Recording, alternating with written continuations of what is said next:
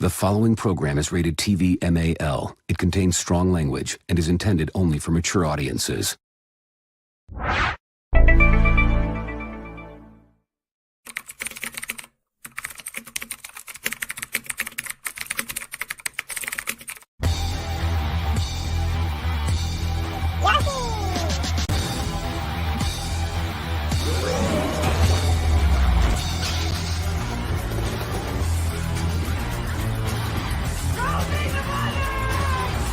Where's my money, bitch?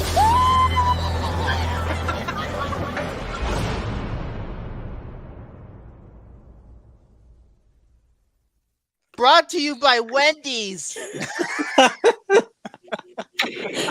That clip of you at the end is never going to get old. What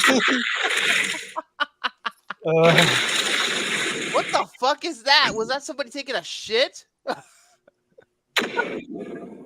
What the?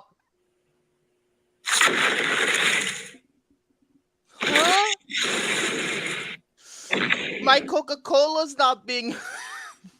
Is that pudding? It's Right, pudding like secretly here. Right, that Rexy would pop up into my window and eat me. Well, that's for the second movie. Oh. They're one movie apart now. So the first thing I want to get going with this, I'm just going to explain this right now to anybody who has seen the show since either the very beginning or has done so for a very long time. If you can't already tell by my neck of the woods, I got a brand new computer. This is my computer right here. This is a 2022 Apple MacBook Pro with the M2 chip. And I don't know why I took a picture of it with my Letterboxd account, but I guess follow me there, I guess. And just, plug. This computer is an absolute champ. I mean, so far, it's just beautiful. It's so fast. The battery on this is fantastic. Literally, I haven't charged the battery. Before today, I haven't charged the battery since I got it. That's how good the battery is. And I got the thing technically on Saturday, but I started using it on Monday. And from Monday all the way until this afternoon, I didn't have to charge it once. That's how good that battery is. I didn't have to charge it once. Then again, it's a new freaking laptop. That's probably why. So, but other than that, it's just a really nice computer. Pretty Very nice. solid. Very nice. I bet it's worth every penny. Yeah, I had to pay a pretty penny for that. Yeah. But it was worth it. It was absolutely worth it. I needed this because the other computer I used, I mean, compare the episodes with that old computer compared to this one. I was just lagging. Like every frame, I was lagging. It was like It was really bad especially last week where I was completely frozen for 10 seconds apiece. And now, look at me. I have smooth, no lag, and so forth. Let's hope it maintains that. Let's hope it maintains that throughout the entire show. Hopefully, please God, let it happen.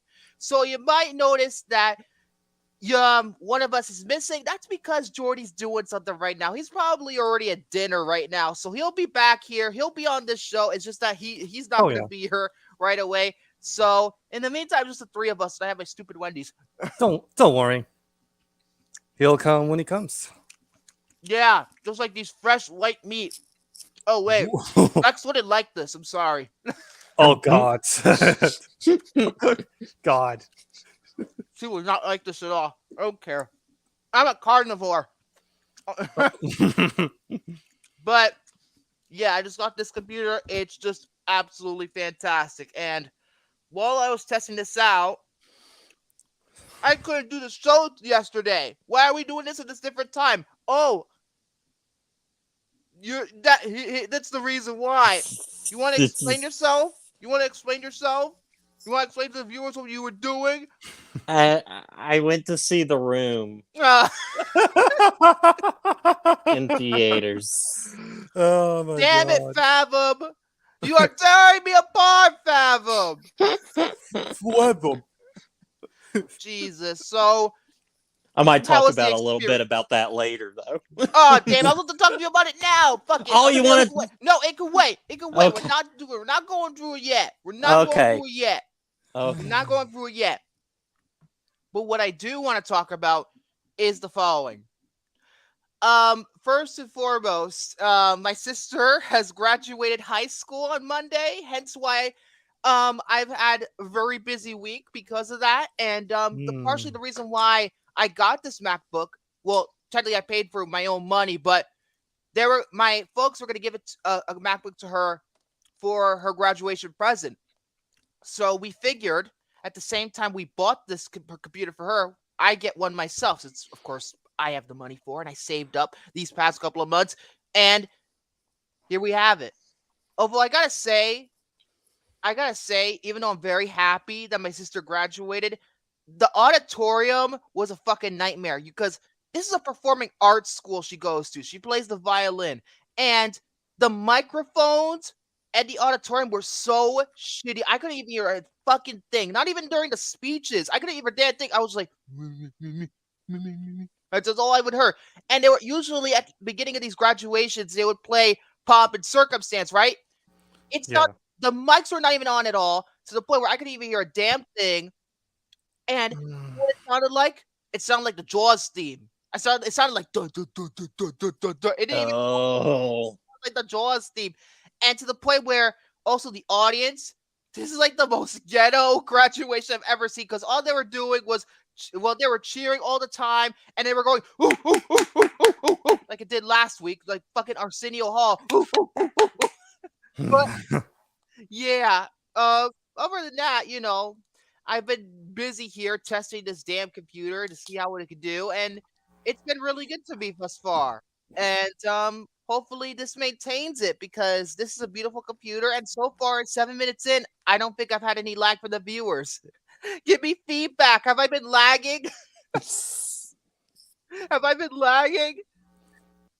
That means I have been lagging. Is that thumbs up being I have lagged? Well, no. Or thumbs no, up being you're good. You're good. I'll give you double thumbs up. Good. You're all good, bud. So, with that being said, let's just get right to it. I don't have really that much else to say about anything. Oh, wait, one more thing. I have one more thing I can't talk about. Another edition of How Much Warner Brothers Sucks. Oh. This time, it's the TCM edition, because they were trying to cut TCM to the grave. Like, they fired a bunch of TCM executives to the point where Steven Spielberg, Martin Scorsese, and Paul Thomas Anderson had to step in and try to save the network. Yeah. And Zaslav claims to be a fan of classic films, and yet you're demoting TCM like that? Yeah. You suck, Zaslav. You suck. Like, TCM is the only network dedicated to classic films in the United States. And this is how you treat it? This is how you treat it? You treat it just like TBS, where it's fucking a nothing channel? Yeah, it is double standard when you think about it. It is double standard. You claim to be a fan of classic material, and yet you almost, like, at least those three actually tried to save the freaking network, because other than that, what is this? A fucking advertisement for Max? I don't fucking know. Speaking of Max, still buggy as shit.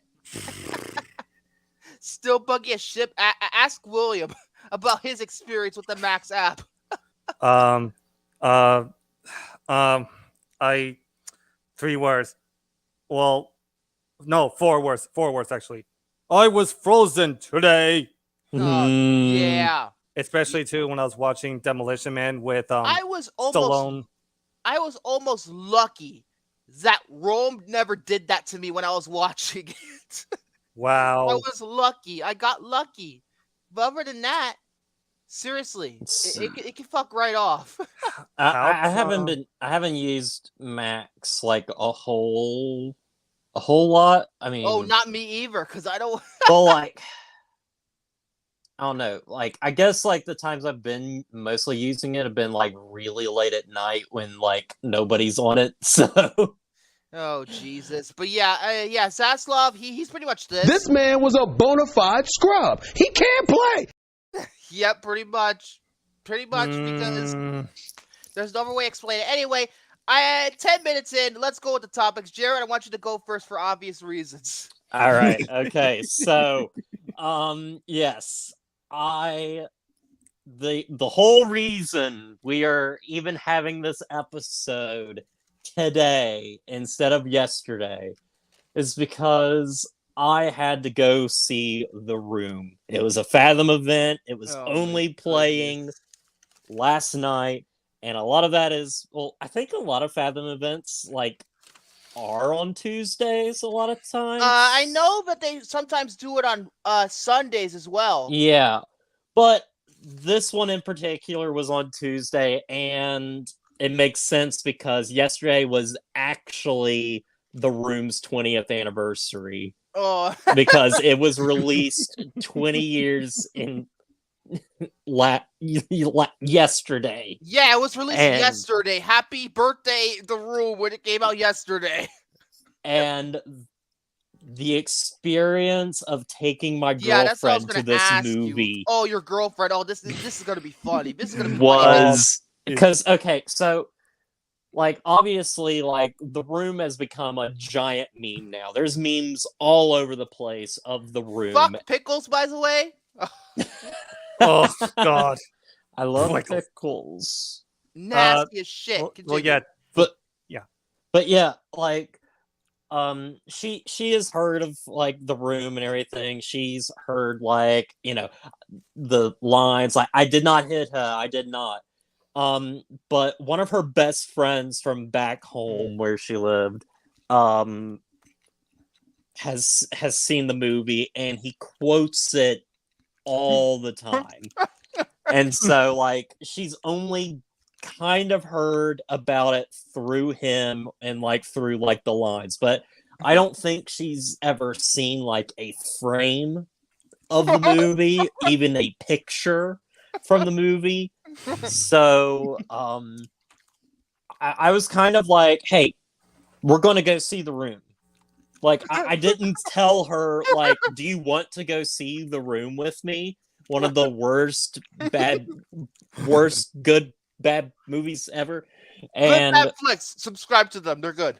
and I was and she was like, okay, yeah, okay, all right. So like we get to the theater, and she's like, she texts her friend, she's like, guess what I'm seeing today? And he's like, I don't know. Like he didn't know what movie was out or whatever, and she was like, The Room. So also I have to talk a little bit like, because I hate like, and I went to the good theater. There's two theaters like in my area, and one is the one that I saw, you know, Screen 6. Oh, the one where you can't see shit. Oh, you can't Jesus. even see Sam stabbing Bailey. You can't even see it. You can't even see it. Nope. But we went to the other one that's actually like at our mall, and Sam Paisley turned to John Cena. You can't see anything. sometimes, and they do this a lot, especially with Fathom events. It feels like, just because like it's not like the biggest priority to them, where they like the commercials and ads and stuff that play before those movies, like they don't turn the sound on until the actual movie starts playing. Oh my God. So and the whole time they were showing like footage of like Tommy Wiseau stuff, like the whole thing that he did with Greg Sestero where he played the Joker and Greg Sestero was Batman, and they just like recreated the Dark Knight scenes. Oh my God, And the I'm like, interrogation. Where are they? And it's like, not like you couldn't hear any of the audio. I had to go and ask them to turn it on.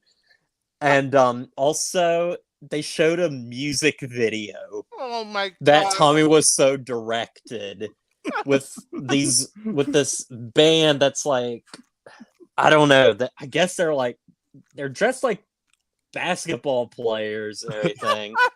Did they? But Did they if also you include look- a football? if you look at the underwear that they are wearing Tommy Wiseau's brand underwear that is on his website. even though Tommy Wiseau is like a god, and then they decide to like wear Under Armour of Tommy Wiseau's like face. I was telling my he's gonna be the girlfriend. next Calvin Klein. I was telling my girlfriend, it was like, babe, do you want me to get some Tommy Wiseau branded underwear? She's like, sure, why not? But yeah, okay, so that's all the like pre-show Also, stuff. since they're dressed up like basketball players, I'm surprised it wasn't a Hootie and a Blowfish video. And speaking of which, I have an anecdote to Jerry Maguire. I know. I talk too much about Jerry Maguire. I forgot to mention the scene where Roddy's in the airport and two kids come up to him and say, "Hey, are you Hootie?" I am not Hootie. I'm not Hootie. And yet you look exactly like Darius Rucker in that fucking hat. but yeah, so they showed like a little like behind the scenes sort of thing. Like at the beginning, it was basically just Greg Sestero kind of talking about like the impact of the room and like some guys that got like the midnight screenings like put together and stuff for the movie. Better than Rocky Horror, by the way, those screeners. Oh Jesus! But they showed like a bunch of stuff like that, and it was just a bunch of the actors that were in the movie just kind of talking a little bit about It's it. a Like, talking head interview. It's a talking head interview, as they Yes. call it in documentaries. but then so the movie started, and obviously I won't talk about the movie itself really because I've got a review coming up for it soon where I will be talking about the Plus, movie at some itself. point, we're going to have to talk about this movie on the show anyway. I don't know when, but we're going to have to I don't eventually. know. Yeah, I know. Man. When It's is like- it gonna happen? We've got to. We But need to. so Oh my God, Jared, you're the one lagging now, not me anymore. I am. I don't see you lagging. I don't see you. noticed it for a second. It just stopped. It was a freeze frame. Oh gosh. I don't see you freezing at all. All really. right. Oh dear, here we go. But continue. anyway, so my girlfriend never seeing anything from this movie finally gets to experience it, and she laughed throughout the entire movie. Every single part of this movie, like I saw her face cringe, her laugh so hard. Just because of Tommy Wiseau and the way he delivers his dialogue Hi, babe. and I have something for you. Hi, the babe. weird pauses, and let us not forget about the long ass sex scenes. and that those. was actually the first scenes that they actually filmed for the room. and like it she had such a fun time, and everybody did. Like it was so like, because I've seen The Room a few times before, but it's always been like on my own. Yeah. So it's like, obviously I'm watching the movie and, you know, I'm laughing with it and everything, but like it's a completely different experience watching it with like 20 some people that were in the That's theater. shocking. For a family event, usually those do not fill up seats, but I guess this Yeah. one did. Like everybody is just laughing, and it was truly like one of my favorite like movie experiences, just because of the amount of people that were just having a blast. And I'm trying to think, like she was just kind of like, everybody's acting like they have never seen another human being in their life. So what was the best reaction out of her throughout the entire movie? If you can pick just one. If I could pick just one, You know what? Pick two. Fuck it. Pick two. okay. Well, Okay, number one, she, gosh, I'm trying to think. You I having can a only brain think fart? of really the big one that stood All right, out to me. okay, go with the big one. Go with the big one. The big one that it was at the very end of the film. Actually, both things were at the very end of the film. Dear. So it's the part where Johnny is September so that- tantrum. huh? Is September tantrum? It's that. It's right before that though. It's when he locks himself in the bathroom after like the minutes, party. Yes. And he says, I'll be out in a few minutes, bitch. In a few minutes, bitch. That's the line. And In a she few minutes, just bitch. like, I have never seen her laugh that hard. Like usually like she laughs and she's like, ha. But no, it was like mouth agape this wide. I know, like almost as wide as like a hippo, just like open up his jaw out. Oh God. But the part to me that truly like broke her was right when Johnny is like throwing everything, and then Yeah. he takes out that gun and it's like, God, God, forgive Forgive me. me. And it's in slow motion.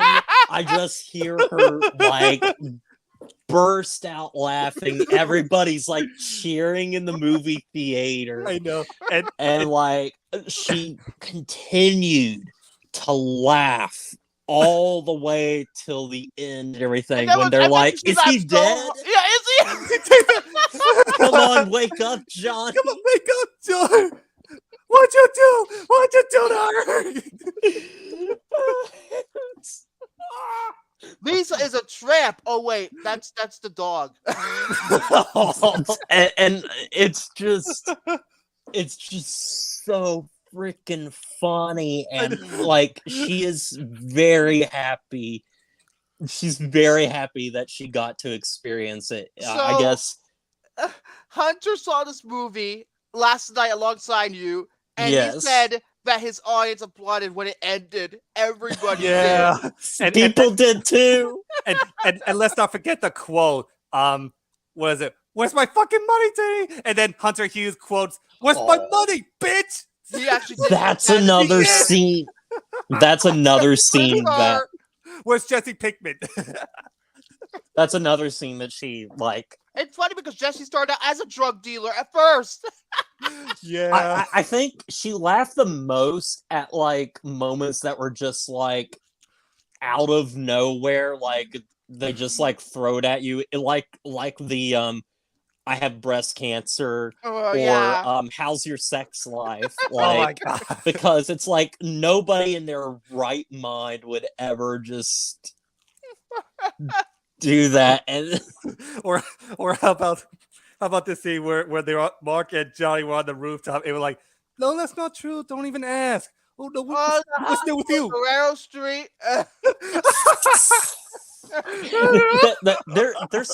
there's something like my girlfriend, like she'll just like there's like expressions she'll do where she'll just be like they'll say something and she'll be like what. but yeah, she had a blast. I had a blast. It was a very like memorable experience. And hey, I can say that I have had two extremely memorable experiences in the movie theater this year because I've seen this and Titanic.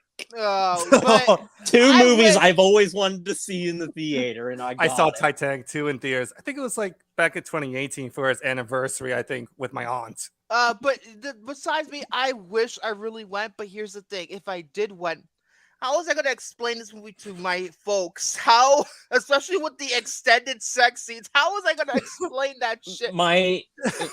When I got home, I told like Dad was like, "How was your movie?" And I was like, "It was good," but I was like, kind of like, it's one of those, so bad it's good kind of movies. And he's like, "Oh, Like he's just somebody that just like doesn't understand Jared, like why you would watch a bad movie. you know what's funny though too? I really want to see The Room in theaters if it weren't for like people in my family who is really interested in seeing it. Oh, and also I'll say this with the movie too, because I said this right before we got started, but the movie was presented in like, I get it's basically standard definition DVD. Ah, Because okay, yeah, the movie was filmed, digitally and with film, but I guess the digital version is like the one we like get. But here's the thing, No, too. here's the thing. He actually changed the story was that every single shot is different. He Yeah. shot both of them at the same time. Once on film, once on digital. It varies from shot to shot. I shit you not. Okay, so it is just a mixture of both. okay. Ben Wilder says, I guess it's William's turn to be Victor for Jerry Maguire. First of all, you spelled Maguire wrong again. Write that one down. Second, Ben, you have to lowercase the G, man. McGuire. and plus there's an A in Maguire, not a U. Yeah. Secondly, he hasn't quoted the movie once. I referenced it again this time, and I mentioned the whole Hootie scene, which is funny because another thing I forgot to mention, Can't Hardly Wait references Hootie too. Because remember when the band was about to come back, I remember stage? that. Oh, he mentions Hootie. But yeah, he didn't even say "Show me the money." Oh, I've said it. But yeah, It's all right, Ben. You're good. You're good. But You're yeah, good. apparently, like You're the good. Blu-ray of the film is also just a transfer of the DVD. Which Like, doesn't make any sense for a Blu-ray. yeah, know. like it is the exact same quality. It is just on a Blu-ray. And also, if you look up the Blu-ray, this is just a little tangent, but if you look up the Blu-ray for the film and match it with the poster that's also on the DVD. Tommy Wiseau's eyes are more squinted, Oh, yeah. I remember that. like to the point that they are almost closed. Oh my goodness. But yeah, that is my experience watching The Room, and I will be reviewing it for this Friday. It'll Oh, be my Jesus last review of the freaking month. Christ. Well, Jared, speaking of Jesus. Tommy, Oh no. Yeah, that's it. It's almost like closed. it's like it's This is not. This is trying to be a Chinese stereotype. I don't know. I don't know. Or maybe I was trying to impersonate that cover. Oh Jesus. That has to be one of those experiences where one of these days I'm gonna have to go to those freaking midnight screens of The Room. I know Yes, they same. sometimes do it here in New York, so I'm gonna have What- to. One of my friends that lives in Virginia, he told me that there was a theater near him a few months ago that was showing The Room, and Greg Sestero was there, and he wasn't able to go. In fact, I don't know what game this is. Hunter can probably help me out. But because of the anniversary of The Room, Greg Sestero apparently recently threw the first pitch at a baseball game. I shit you not, because of the anniversary. Oh, yeah, I saw that video. That was awesome. I don't know what baseball team it was. I don't even know if it was a major league. I don't know. It probably was when you think about it. But yeah, he was actually there throwing the first pitch of a baseball game. That's how much The Room is iconic to most people. But I will say, for anybody who hasn't seen The Room, I suggest what Hunter said. Read and watch Disaster Artist first. I would suggest doing it first because it gives context to what's going on. Because if you go jump deep into it, some people might be turned off by it. But yeah, that's amazing. That's absolutely amazing. So we'll hold off on the second topic for right now, Jared. All right, I'll go back sounds to you. good. William, you go now. All right, I only have one 4K to show you, and it's a movie that I finally was able to pick up from Best Buy, and that is none other than John Wick Chapter 4. It was my favorite film of the year. until Ghostface showed up. For you, it is. But you know what? The strange thing about this, I went to my local Best Buy over at which is 5 minutes away now, and they, you know how you go on Best Buy on online, they usually say the release date for Blu-rays. Yes. For some odd reason, those 4Ks and Blu-rays are not on the shelves inside the Best Buy theater. Listen, I've heard so many stories about Best Buy not fucking putting movies on the shelf like they're supposed to be, especially with Target. Oh my god, it's a nightmare. I will be talking about this too a little bit in my topic too. Oh So my yeah, god, you see, it's a connection. There's a connection there. Oh my god. What about Unbelievable. Walmart? What about Walmart? Walmart, same shit. Oh, same shit. Oh, fuck's sake, man. Yeah. But this is still the best action film of the year. And Keanu Reeves, what needs to be said about Keanu Reeves? He's a legit badass. Yes. Yep. Yes. And the scene that really got to me, Jared, I don't know if you've seen this movie yet. I have not. Probably yet. hasn't. No. Be careful about how you describe this shit, man. So there's this one action sequence that is very later on in the movie, and let's just say this: batshit insane. Let's just say that. Lionsgate, I still want the fucking spinoff, bitch. You think I forgot about Kira? You think I did? You think I did? No, I have not. Give me the spinoff. Why are you making Chapter 5? It doesn't make sense making Chapter 5 considering how this film ends. Just make the Akira spinoff. Please. That's all I ask. I don't really understand why there needs to be like a fifth one after you concluded the franchise perfectly. I mean, if it ended like here's the that. thing, though. They did the same thing with Saw twice. Saw 3 was supposed to be the last. Saw 6 was supposed to be the last. No, 7 was supposed to be the last. And then they kept going and going and going to the board. This year, Saw 10. Yeah. Yep. Saw 10. And it's technically a prequel. Give me a break. All of them are prequels after 3. It takes place between 1 and 2. Give me a break. They already explained that shit in Saw 3. So what the fuck is the point? I mean, this should have ended perfectly. I mean, if I it was ended talking like mainly that, about Saw at that point, but it Well, I should know. have ended after 3. But why are we doing this shit again? Plus, both Tobin Bell and Shawnee Smith are older now. How the fuck are you gonna pass them off? You're gonna put de-aging technology on that shit? You want to make it look ugly? look unappealing. Yep. And that's it. So, Victor, are you up? Yes, I'm technically up, All and right, I'm going to be starting off with something that maybe William might talk with me about, because I'm going to talk about the greatest streaming service in the world, Netflix. Yeah. Of course, that was meant to be sarcastic, because everybody knows how much I hate Netflix. I've ranted about it for several years before I even had a show. It's garbage. It is so awful. Garbage. To the point where now, after the password sharing controversy, they just might go downhill even further. Because let's face it, password sharing is how that those people were able to make money. Yeah, here's the thing though. Like, I'm not gonna be like sharing my passwords with my other neighbors because that's like none of our business, you know. But here's the thing: a lot of people do. We used to do that. Our family used to do that. Wow. But I'm just coming from my perspective on how we use Netflix. Yeah, I get it. We But I'm don't just do saying that it looked very dreary for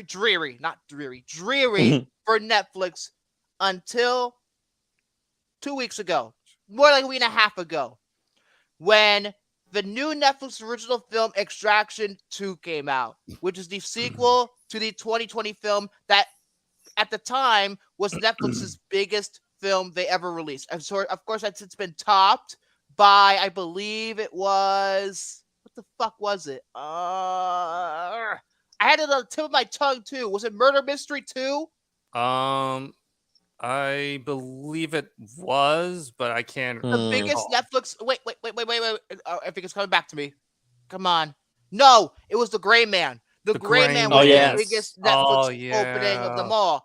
But now, this sequel takes place almost immediately after the first one, where I'm going to be ruining the first one now because I have to in order to explain this film. If you remember at the end of the first one, Chris Hemsworth's stupid fool. Chris Hemsworth's character is dead by the end of it. He's dead by the end of the movie.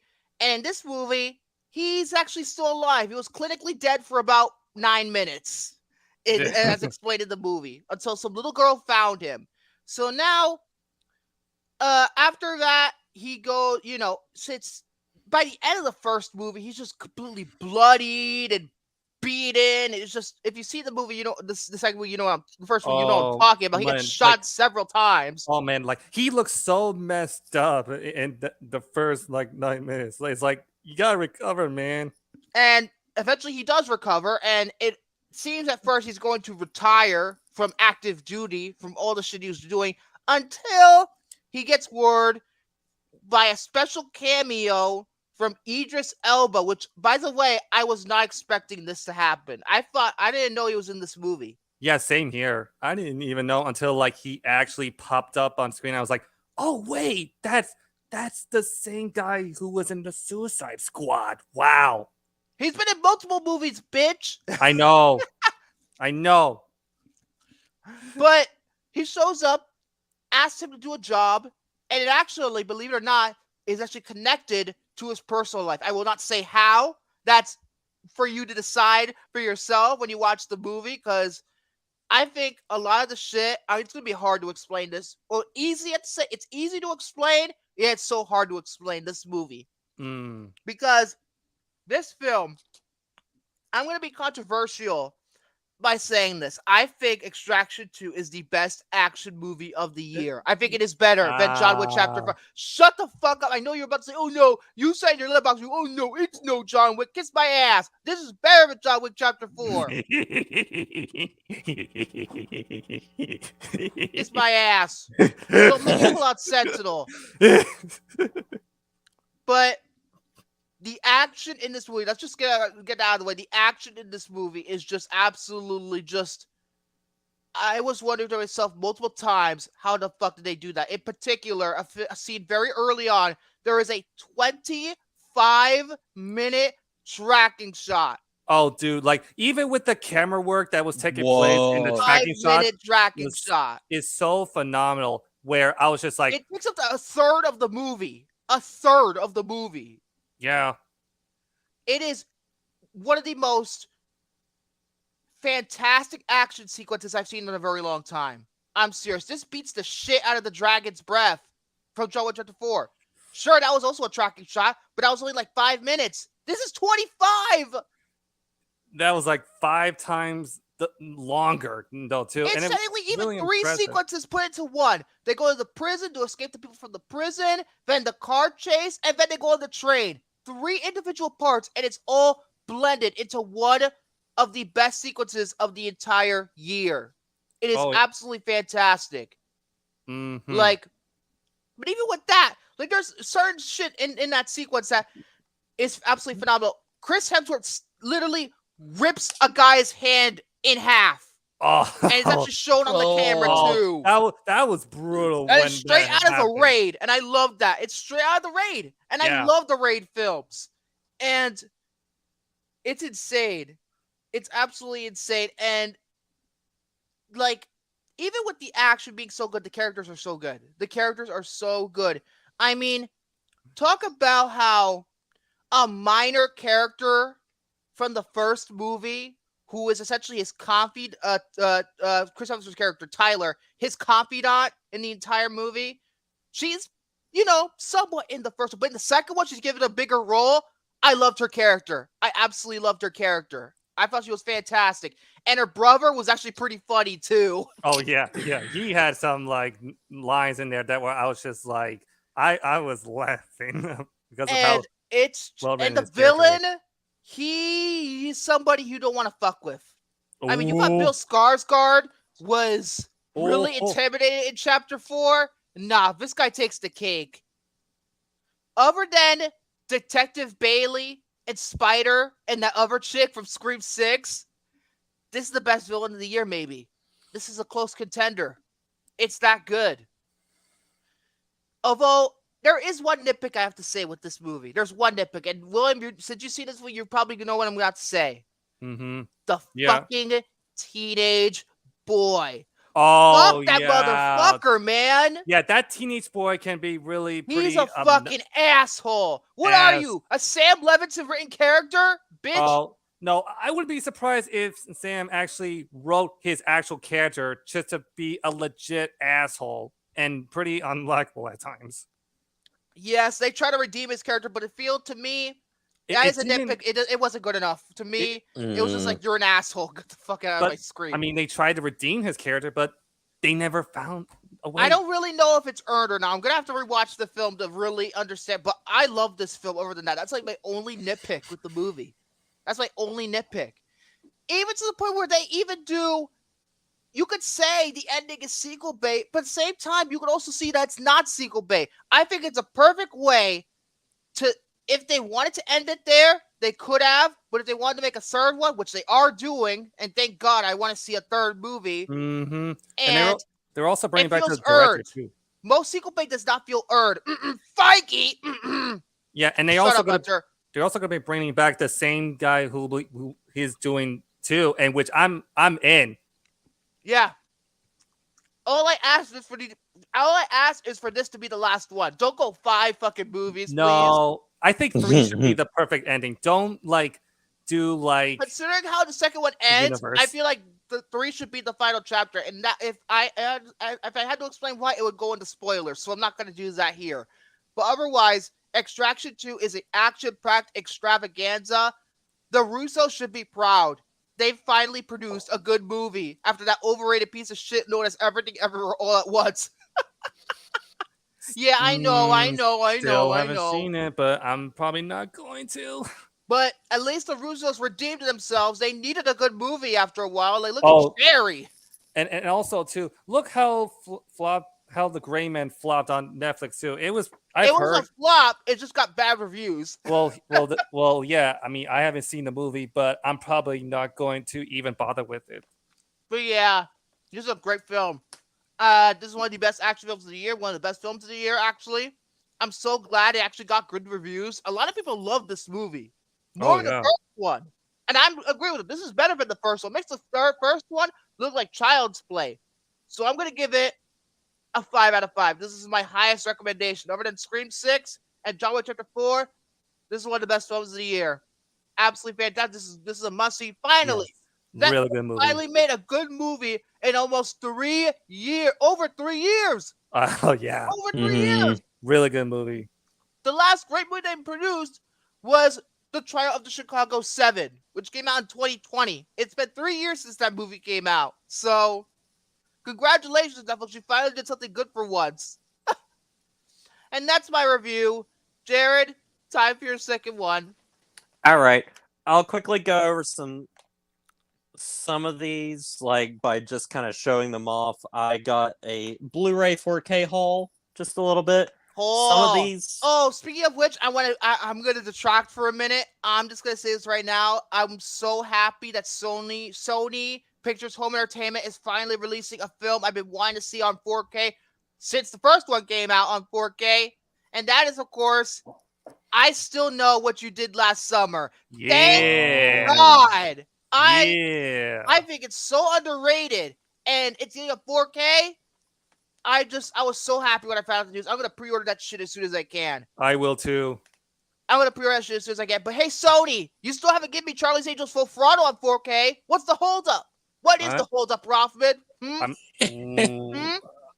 Is there like a secret behind your mind of why you're not releasing? 4 years since you've released the first one on 4K. What's with Full Throttle? Hell, I Still Know What You Did Summer got worse reviews than Full Throttle, and that still doesn't have a 4K?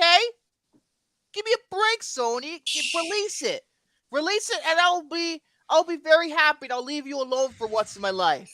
But either way, I am so happy that that's getting a 4K to the point where they actually said this on the Blu-ray.com article, to where this transfer of the movie is directly from the camera negative. And the director supervised it, and he's doing a new audio commentary for it. good. I want to see new bonus features for this week because the Blu-ray doesn't have that much bonus features, nor does the DVD for that matter. So it's good they're making new bonus features specifically for this sequel, and I think it's so underrated. And I'm glad it's getting a 4K. I'm gonna day one for me. I think it's awesome. It's great. Yeah, enough of that rambling. I Sweet. just wanted to say that. I'm so happy. I'm gonna pre-order that shit. I All will right, too. you can continue now. I just wanted to mention All right. that. I'll go over some of these pretty quickly and stuff. So basically, my best friend, he was getting rid of a bunch of like movies that like he knew he probably wasn't gonna ever like watch again, everything, and so I picked through and got like a lot of some of his Blu-rays where I'm like, well, I want to see that, or own it at least. Yeah. So these are basically what I got. So the first one I've got is a Billy Wilder film, The Billy. 7-Year Itch. 7 Billy years. Wilder. I haven't been itching for 7 years. With Marilyn Monroe. Oh, at least it's not blonde. Oh, Fuck you, This Andrew one, Dominic. That's enough said. this Fuck one, which that is guy. pretty much considered a classic. It's John Voight and Burt Reynolds, Deliverance. I Ooh. really want to see this. I want to see it too. Hugh Gary. Piggy. Man, that This scene- is not this You're fucking friend. Piglet. How dare you fuck Piglet? It's Winnie the Pooh, Blood and Honey 2. We're Piglet.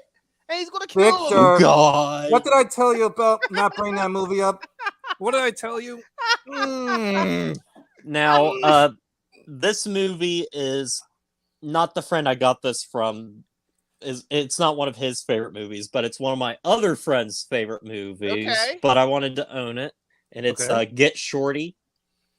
Isn't that the one with John Travolta? Or am I thinking of something else? Yes, John Oh. Travolta, Gene Hackman, Rene Russo, and Danny DeVito. I've been meaning to see that movie for a very long time. Although I've only seen parts of the sequel that they did called Be Cool, but I haven't. Yeah. I know. Then this is actually a really cool one. Vic, I don't know if you've ever do you know about the HBO documentary series Project Greenlight? Yes, I do, and it's actually spoiler alert. It's actually getting revival. It's getting a revival pretty soon. Yes. Oh, Well, I And have that's in my the wait hand. for the record. Project Greenlight was a reality show that HBO made, which was produced by the Weinsteins and Matt Damon and Ben Affleck, where they gave this one guy, or it's like a competition where they give a guy money to finance his passion project, and it goes through the process of them making it. It lasted, I think, 4 years until this revival came out. But yeah, actually, I heard it's a really interesting show. So, this DVD is the movie from the first season. Oh But wow! from the winner of it. Like, this is the movie that he made. It's called Stolen Summer. I'll just kind of read maybe what it's about a little. It is the touching story of a young Catholic boy who's on a quest to help a dying Jewish friend get into heaven. On an unforgettable adventure marked by conflicting discovery, Pete and Danny will together learn the true meaning of hope and friendship. That sounds a little crappy. Well, I looked and like the reviews aren't that good, but you know what? I mean, Project Greenlight is a pretty like cool idea, and the fact It that is. he got to get it made pretty Although pretty the most cool. popular Project Greenlight movie is probably Feast. Feast is probably the most well known because it has a cult following. It's basically a dimension horror movie. I think it stars Jason Mewes. Yeah, it's Jay himself. He's in that movie. And Now, it's a creature feature. Now I've got 3 movies here that are part of a trilogy of films that are really not that good, Oh boy, but I have a soft spot for better not them. be Baby Geniuses. Oh no! No, it's no! not. It Oh, no. is. even though there's like 5 books, but they only adapted 3 of the movies. Oh dear, and is this out of order. Divergent? No, Divergent's 4 books. No, it's 3. the Da Vinci Code. Oh, no! The Robert what was Robert his Angels name? and Langdon. Demons, which Oh, is yeah. the best one, That's what I've heard. and Inferno, which is the worst one, apparently. it's on 4K. Oh, I've heard Inferno was boring. All of them are boring. Even the Da Vinci. I've heard the Da Vinci Code's fucking boring. But my mom really likes those movies, especially the first one. I don't know why. Oh God. I've never seen them. I've read the books, and they're pretty solid. Like, they're fun reads, but it's like you don't think about them at all after you've read them. Because I heard from this movie, I forgot what critic this was. I saw a review of it. All those movies they're running and giving exposition. That's it. They're all running like they're being chased, and they give exposition. That's it. Yep. Ugh. Oh my God. Okay. Ron Howard, what are you thinking, man? You're better than this. So for my last 2 movies, we get to have that little story. We were kind of discussing about Best Buy and everything, and how horrible they are at putting stuff out. So, Avatar the Way of Water come out. I own it before I own 4K. it. I own it. So, my girlfriend, on her lunch break is like, I'm going to go to Best Buy and get both movies, and you can pay me back for one of them. I was like, okay. Well, she goes to Best Buy and she can't find them. How? They are nowhere They to are be among seen. the highest grossing films of all time. You don't have no excuse not putting them on the shelf. And I went to my local Best Buy, and they even have a bunch of 4Ks of the first Avatar.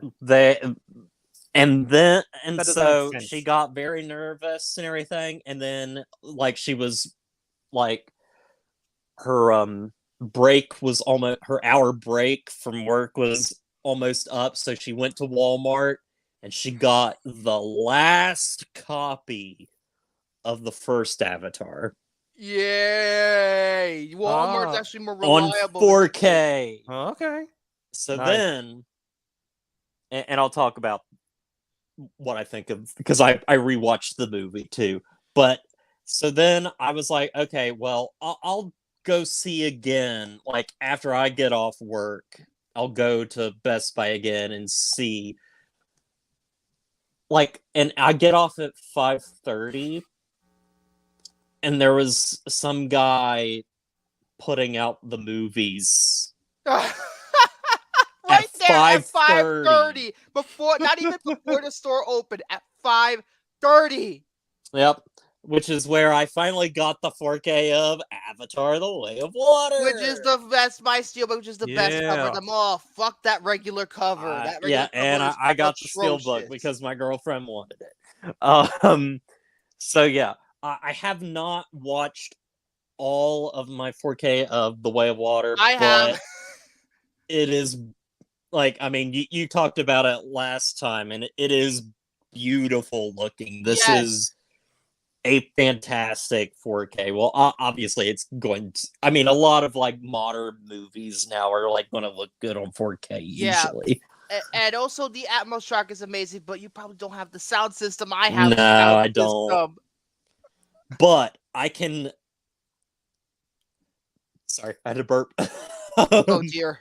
I can really say I have watched all of Avatar's 4K on our big, like 65-inch 4K TV. That's bigger than mine. I think I have like a 55 to 60. And okay, so there's like been this, discrepancy thing that, like ever since the Avatar came out, like the first time, that like, people like loved it in theaters, and then they got it on DVD or Blu-ray or whatever, and they watched it, and it just wasn't as good in their eyes. Like you needed that theatrical experience or whatever. Yeah. Well, I could say with this 4K transfer, you get like with the proper TV, you can Oh, shit, get like that the was ready. Give me 1 theatrical minute. experience. Oh wait, oh never mind. Actually, somebody's there. Never mind. Okay, Continue. okay. Oh, You can finally have the theatrical experience of Avatar in your living room I'll be with that right back. 4K. I just gotta hit the restroom. Oh yeah, you're gonna take a piss while he's talking about Avatar. Do you think it's awful? It's fantastic. The colors are beautiful. This movie's like, I felt like I got like, because like when I rewatched the movie like in the theater and everything, I got like those I saw it in, like goosebumps and the stuff. weekend. If they did the reissue, I was begging. I gotta go see this, and I did. And I And- think that is one of the greatest movie experiences I've ever had in the entire theater. I saw it in 3D too, so that was like literally like a bucket list type of thing. See, 100%. And you know what's crazy?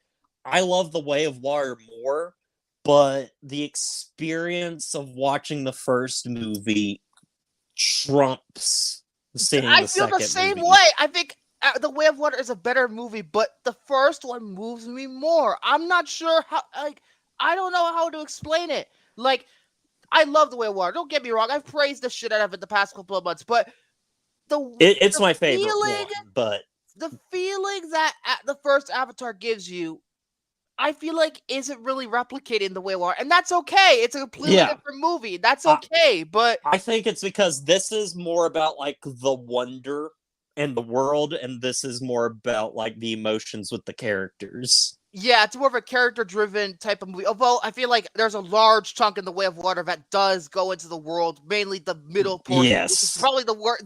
If I had to say what's the worst part of the movie, it's the middle. But yeah, these two, but especially this one of the best 4Ks that I own. Well, I don't own too many, but like, listen, Lord of the Rings looks fantastic on 4K. I still gotta but watch this those. is fantastic in 4K.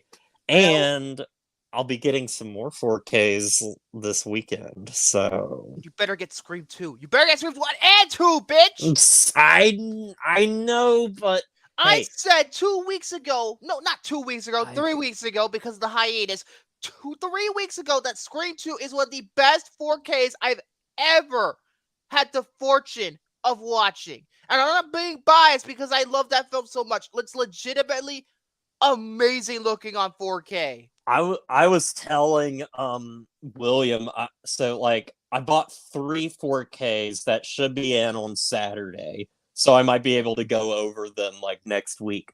But I got 3 4Ks for $43 on Amazon. That's not too bad. That's not Yeah. too bad. Because one of them was literally like marked down, and like it's a fairly new one, and it was like marked down to like $7 or $8. Wow, that's crazy. But yeah, you know, sometimes with certain 4Ks, you can get them for cheap. You just gotta find out where. You gotta keep digging. Sometimes it's cheaper on eBay. Sometimes it's cheaper on Amazon. Sometimes it's cheaper on Best Buy. It just depends on where you go. I literally went. So like my cutoff, I was like under $20. So like I went through like all the deals on 4Ks for under $20, and then that's how I picked my 3. Because I believe it's 2 weeks now. 2 weeks. 2 weeks. In 2 weeks, Prime Day. That's going to be hurting my wallet very, very bad. Well, I get paid this week, and I get paid in 2 weeks. So yeah, like good. Prime Day. The past couple of years, I mean, last year wasn't that great, although I got No Time to Die for very cheap. Very, very cheap. But the previous year, that's where I got the 6 Feet Under set. It only cost me like $30. And I was like, shit, that's such a good deal. Same thing with Batman, the animated series. I got that for $30. It's just like, wow, it's awesome. But last year wasn't so great. I hope this year's better. I hope so. But yeah, Avatar... Avatar, the one thing I will say about it, apparently the 4K of Avatar uses the reissue, which means I think it puts the Parker scene back in from the extended cut, puts it back in the movie. The only thing I will bash this for, and this is a great 4K, is it's really lying when it says it's the Ultimate Collector's Edition, because you would think that maybe it would have like the special edition and the extended cut Nope. in it. No, it is just that reissue, and so that's a little disappointing. But I will say this before I end: despite this looking as good as it does, there is one scene, and it is the Parker scene at the end, that does not look as good, and it is because it is a movie from 2009 where you have humans in a completely CGI environment, and they just look not there. It looks like Spy Kids 3D. Yeah. Oh god. And However, with the Way of Water, they did do a great job. Yes. They did do, like, with the human, with very little of the movie that and Parker like Xenophobe, it's not a bash against like the movie or anything. It's just starting a to part age. of the That's pretty much times. what's trying it is. It's starting to a little bit age, but even Titanic aged a little bit, little bit. But like with the way they did the green screen for the humans, especially when they get to where the Nekaina are, Graham. Yes. I'm pronouncing it like the Navi are. Fuck.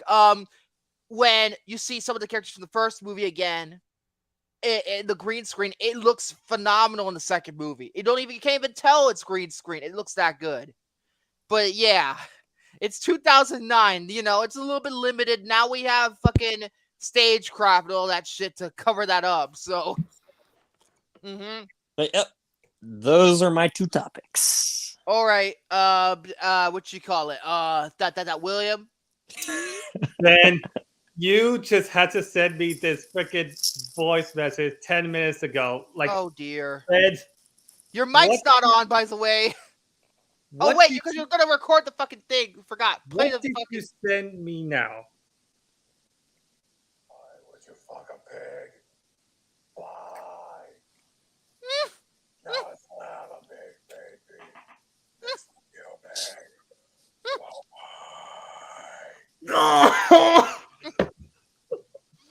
Oh my gosh. Why would you fuck up my little piglet? At least they're not blue monkeys. At least I'm not. At least I am not. But Jared, I was talking to you for a little bit a while. So let's just say adventure has a name.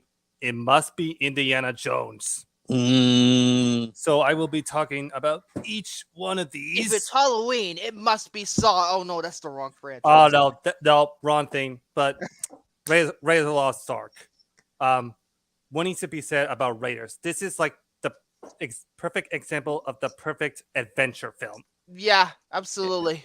And it's also the first time you get to see Indiana Jones right here, and it's the first time you get to see this grizzled archaeologist. By the way, Paramount, I want to say this right now. The movie's not called Indiana Jones and the Raiders of the Lost Ark. It's just called Raiders of the Lost Ark. Yeah, get it right, man. Like even too on like what is it like on Letterboxd, they always have these posters where they would say Indiana Jones and the Raiders of the Lost Ark. No, just You know, call you it can, if you what it know, was. since you're a patron, you can change that shit, right? Yeah, exactly. Hell, look, mine's is like this. I think I changed it. It looks like that. It doesn't even have the fucking Indiana Jones thing on it. Yeah, like I said, I mean, listen, I mean, Raiders, you have so many iconic moments right here. I mean, you got the boulder chase sequence, which is ironically one of the most iconic scenes ever put to film. And I believe this was also one of the very first sequences where you ever go to Hollywood Studios and there would be like Disney this Hollywood Indiana Studios, yeah. Yeah, and I actually went there. And that was I think it was the first sequence that they ever did when those people were doing their stunt work.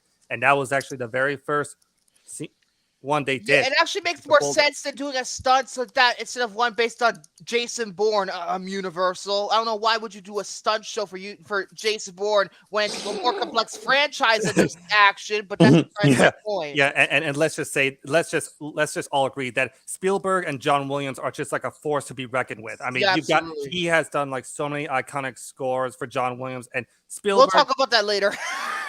I will. And you got so many other iconic moments too. Especially my favorite sequence was when Indiana was like on the chase sequence with the Ark of the Covenant, right? And I think he had Recovery, like that's a fucking god awful movie. like he Yeah. had the bullet. Fuck that movie. Oh god, he has this bullet wound, like I believe in his chest, and the guy in the driver's seat was like punching him, and then Indy gets dragged on the front window, and he was holding on for dear life, and he had to grab under the truck, and then he had to use his rope to drag himself up in the back of the truck.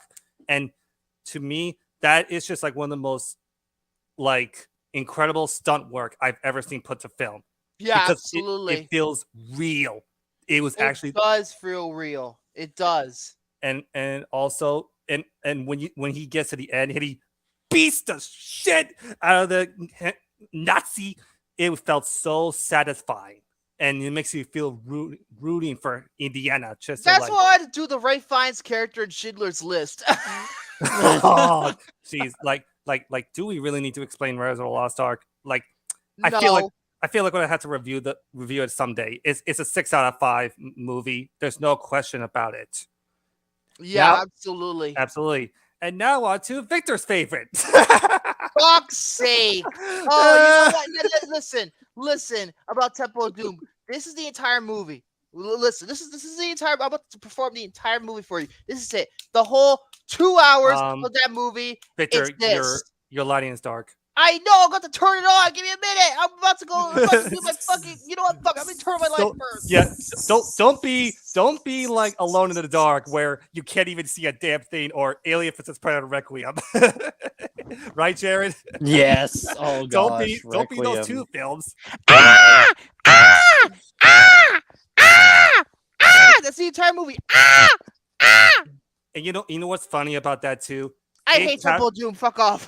Oh God, Kate Catshaw actually Good fucking God. She actually hated her character. Like, she even stated it in one of the interviews. Yes. For Temple Good Doom. for her. Good for her. At least she knew it was hated her bad. character. At least Like, she knew it was absolutely. bad. I'll And give her credit. And she basically described it as like a big You're damsel not in Marion. distress. You're not Marion. No, you are not Marion. You're really not. But I will say this with Temple of Doom. This movie has some balls, especially when you get to the temple sequence and when you see Balaram in his temple. That's where things really start to get a little dark and much more serious. This is the reason for the PG-13 rating. That and the scene in Gremlins where they put him in the fucking microwave. Oh Yeah. my God. Or didn't they show like some like balls where that grandmother was like on that chair and he goes flying out of the house? Oh, I haven't seen Gremlins in a while. Yeah, I haven't either. But Temple of Doom, I feel like once you get to the temple, it just picks up full steam ahead. And to me, there were some segments where it actually feels like terrifying because you see Short Round being when they're finally captured by Balaram and his gang. And you have the iconic segment where Indiana turns evil, and the expression look foreshadowing the fate of the Furious. oh God. And the expression look on his face, it actually feels like a legit little bit of horror film in some sort of way, since this was the first film in the series where it, like I said, it mostly delves deep into the darker shit.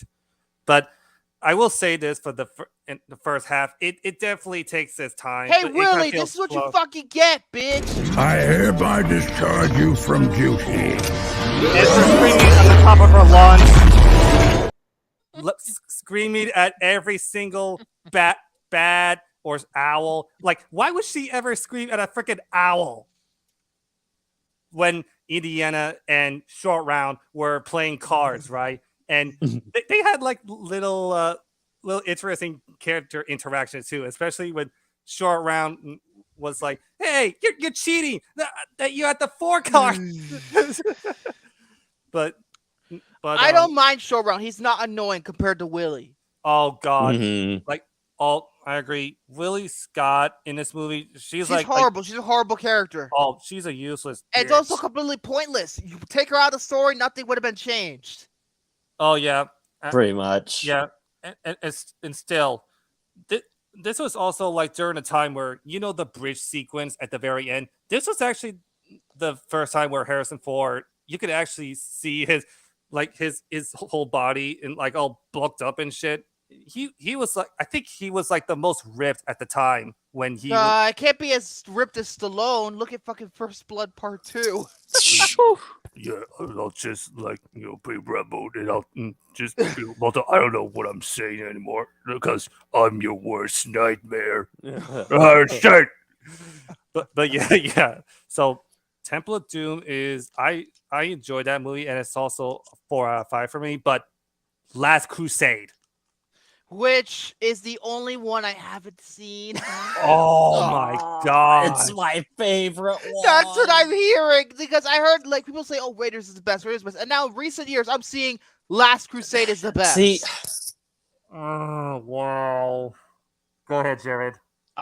I was gonna say, see, with the thing with Raiders for me, I love the movie, but there's some parts where I get kind of bored. But Last Crusade, I think that's just one of the best action adventure movies ever Absolutely. made. It's funny, it's action packed, but it's Williams. So Absolutely. And William, Jared, you talk about and it. Jared, you can actually agree with me on this because this movie takes everything you love about Raider and makes it even better because it also has Well, for me, heart. yeah, because I love it more. Because it has heart. You actually feel believable between Junior, or don't call me that.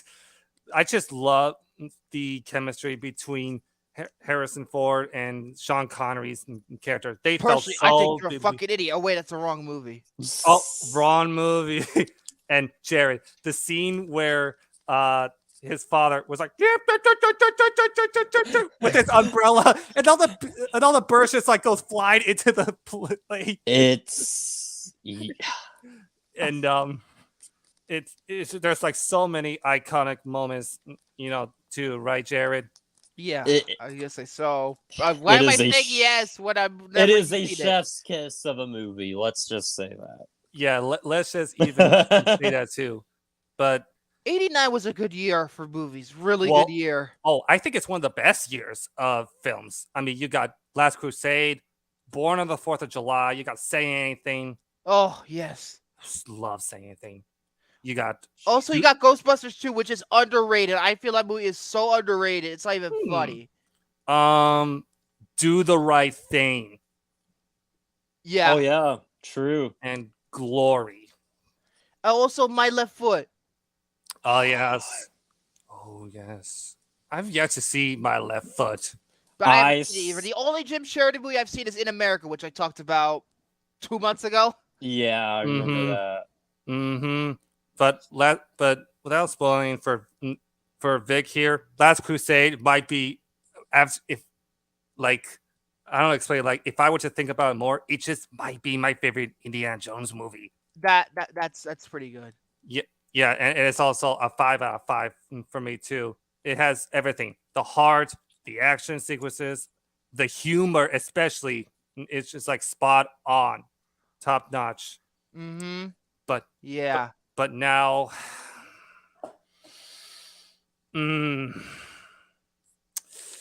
let's just say this one just pretty much define the term nuke the fridge. I'm gonna be controversial. I like King of the Crystal Skull better than Temple of Doom. I'm sorry. I do too. Thank you. Now, Thank you. more like crystal meth. Oh, Crystal Meth. Okay, Walter White, calm down now. But okay. And this is the first Indiana Jones movie I ever saw, so maybe that has nostalgia's playing with me, Well, but Speaking of it's that, not that bad. It's really not that bad. speaking of that, I will get to a little story time. Like Vic boy. said, this was my very first Indiana Jones movie I ever saw in theaters. And that was back in 2008. I think I was Yes. around 11 or 12. I was when this 8 at the time. And I remember I remember. That means it was like one of my first. Actually, no. Other than like Spider-Man, this was like my first real PG-13 movie Oh wow. in the theater. Yeah, I just remember watching that movie in a theater and be like, oh, okay, that's kind of cool. But cut to 2018, and I was like, you know what? It's there's some good ideas on paper, but I think it's fine. But since Dial of Destiny is coming, and then I'll be seeing it Thursday night, Yeah, I need- review bombing. Congratulations, IMDb. I am not going to get into that. Yeah, fuck Like, all are that you shit, are you bro. even that surprised? I'm not surprised at all. Especially Like, considering it's a Lucasfilm movie. I'm not fucking surprised. Yeah. So, cut to that weekend.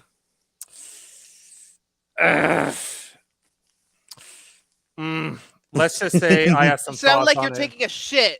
Let's just say I have some thoughts on this movie, Jared. No, I'm gonna try. no. We're gonna try our It's best to defend pretty- this movie. I haven't seen this movie in a very long time, however, so I'm I'm probably gonna gonna be say- very pissed poor at it.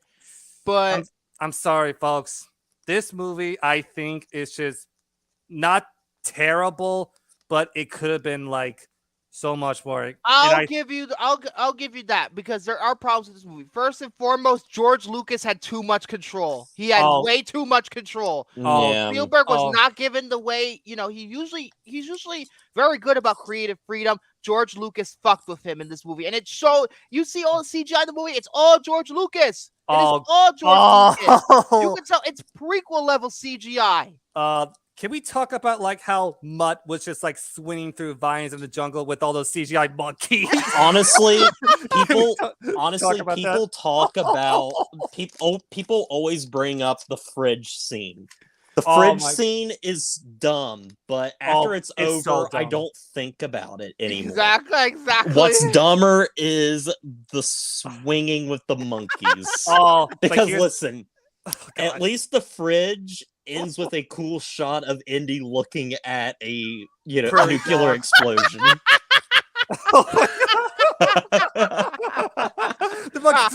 This is very true. I wish that the movie had a credit notice saying special guest appearance by monkeys, like in Halloween Resurrection.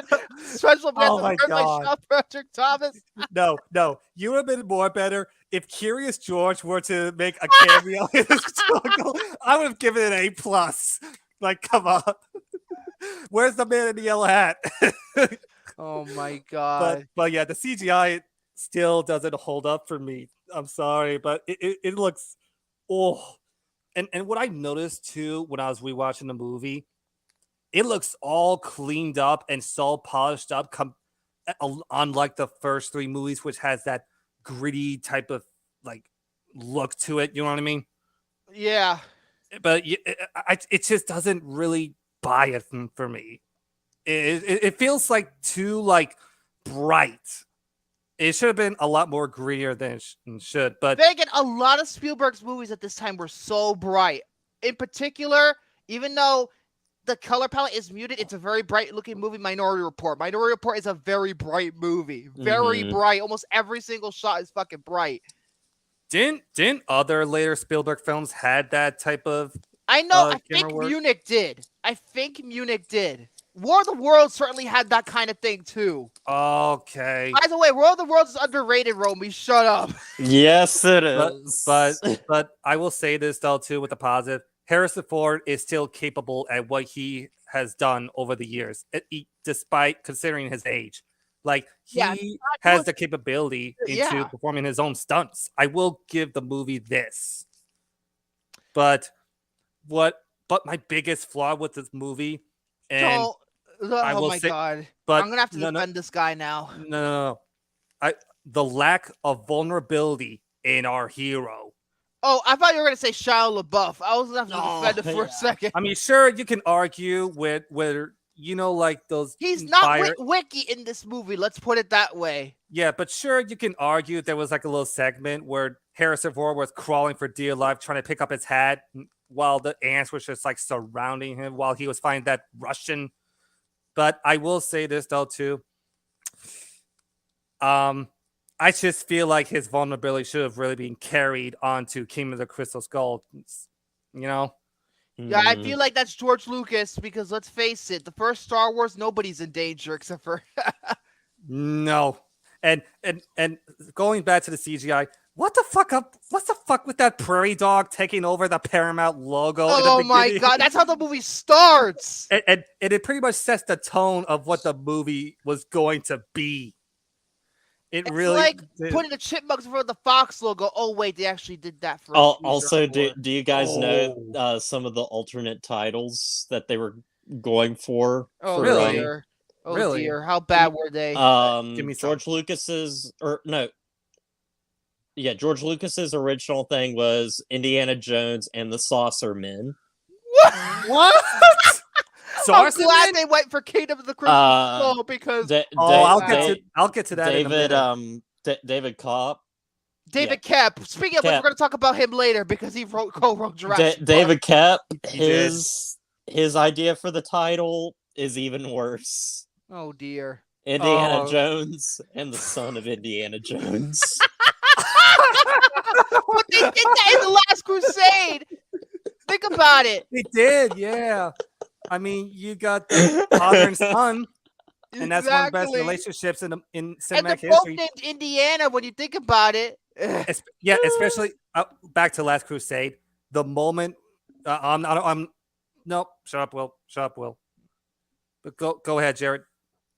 Oh no, I, that was about it. There was another one, but it was a placeholder. It was like Indiana Jones and the blank of something else or whatever. They just had placeholders.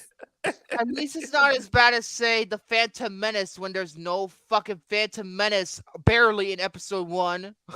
Yes, I know Palpatine is supposed to be the Phantom Menace, but he's not barely in episode 1. Why'd you name it that? Oh, God. And also, can we talk about Kate Blanchett as the villain in King of the Crystal Skull? I don't remember her character. I know. The hair she had was just like, what are you doing, man? So I'm gonna admit this though. I don't know. I never really say that kind of shit on the show. What I'm saying is right now she still looks very pretty. Yeah. Okay. I'll give you credit. She's one sexy woman. Yeah, I try to keep it professional here. I don't want to go on my insecurities about not getting women. Okay. But also too, it's just like what the first 3 movies had humor that really hits it home. This one, I just didn't really buy the humor into it, especially when Mutt and Indy, all they do was just making nothing more but old dad jokes. Oh, Jesus. The humor. I haven't seen this movie in forever, so I don't even know how it's going to hold up for me. It's on Disney Plus right now. And it's on Paramount as well. You might as well give them the rewatch before you watch Dial of Destiny. Yeah. Yeah, but can we also talk about how the movie ends? No. Is it where they're in this wedding or something at the end? Like a wedding? Yeah. It takes place at a wedding, right? And Mutt was supposedly placed Indiana's hat on his head, but Indy was like, "Nope, it's my hat because I'm Indiana Jones, bitch." And a lot of people saying the Dial of Destiny, the rumors before that bullshit was pretty much disowned by James Mangold because it wasn't true, had a very similar ending where apparently Phoebe Waller-Bridge's character was supposed to take the hat and then everybody got pissed off and this is woke, even though James Mangold fucking had to disown all that shit and say that's not true. But yeah, they had a similar ending. That's why I'm comparing those two. I just don't get the term allegedly, because of course we know that's not true. No, really, I just don't get the W word. I'm sorry. What does that bullshit. even mean? It's a bullshit excuse. It's a bullshit excuse. It's been bullshit since the very beginning of this decade, and I'm like, fuck off overused already. As fuck, man. Oh my god, it's like overused. It's like keep. Oh my god. Keep it what? Yeah. Fuck off of your politics. And this goes for the left and the right. That goes for all of you. And literally politics. How many times have we said and this? And that goes for you, other studios too. Don't try and shove it in just to make a message and to appeal to a certain demographic. Even just try to appeal to everybody. That's all I want to say. And keep your political agenda out of your This is freaking mouth. This is what I think about political agendas. I hereby discharge you from duty.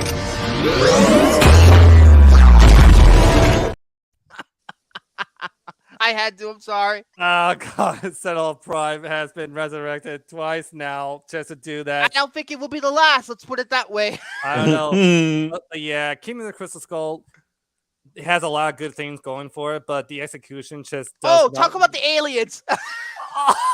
Oh my God, the aliens! Like, I was God, especially how the villain goes off. It was just like, oh my God, the CGI looks awful. Oh, but I remember the aliens looking like 1950s. It looks like, oh my God, the X-Files probably did it better.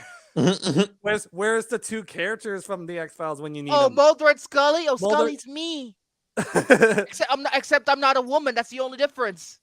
Oh, that CGI looks awful. And it's also, like you said, George Lucas was really at the helm with this project. Yeah, Spielberg. with It feels the like overuse Spielberg of did not CGI. direct this movie. I'm gonna be fair. Oh, It felt like gosh. Lucas was totally in control because Star Wars is done. Little do we know, but at the time it was done. They're like, hey, I'm gonna take control of this project because this is literally the only other thing I could do instead of making new thing. Yeah, well, yeah, keep in mind, too, that Kingdom of the Crystal Skull came out like 3 years after Revenge of the Sith.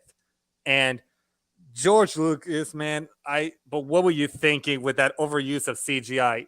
It just doesn't like really hold up by today's standards. Even for a 15-year-old movie, doesn't like really hold up. What? I was just saying, like, going over how the CGI did not age well, especially for a 15-year-old movie. Yeah, I could see what you're saying. Oh God, and yeah, I want to get back to the fridge scene. Like, how does fucking Indiana survive a freaking explosion? Well, He's in the fridge. He's okay.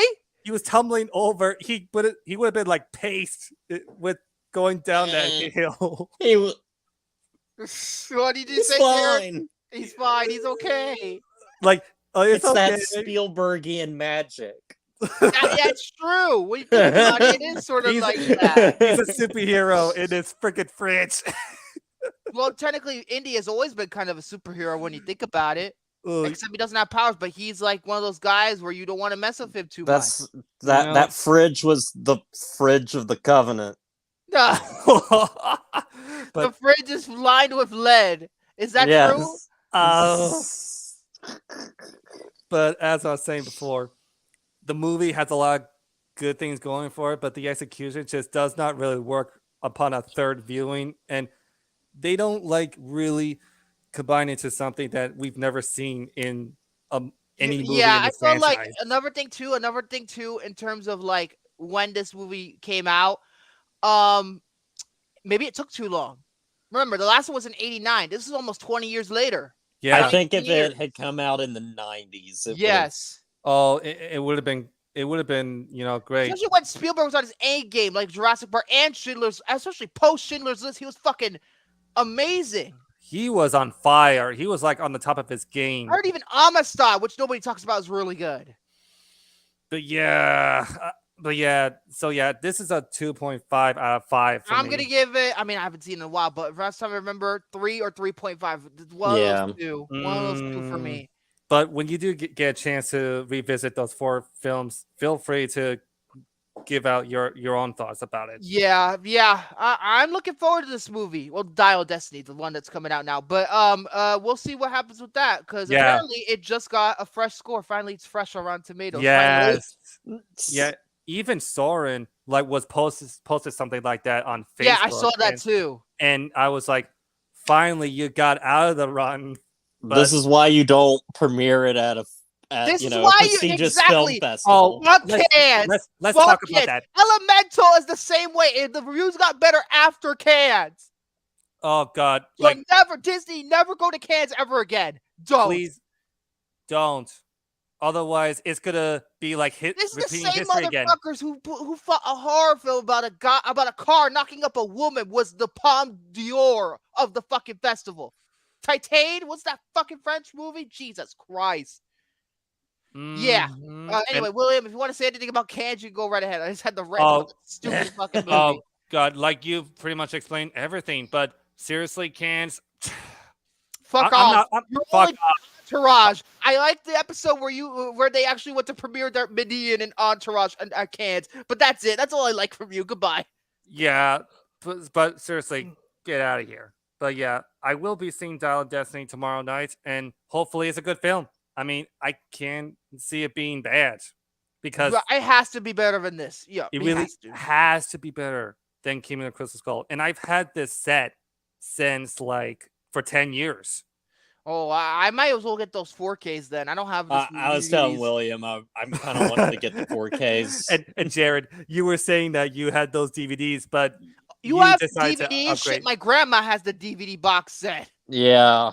Was it like the old DVD box set that has like it wasn't. DVD cases inside of it? I don't think it's even. No, it. For some reason, I thought I had them individually, but no, it was the DVD box set. The mine that grandma had was the one with the really thin ones.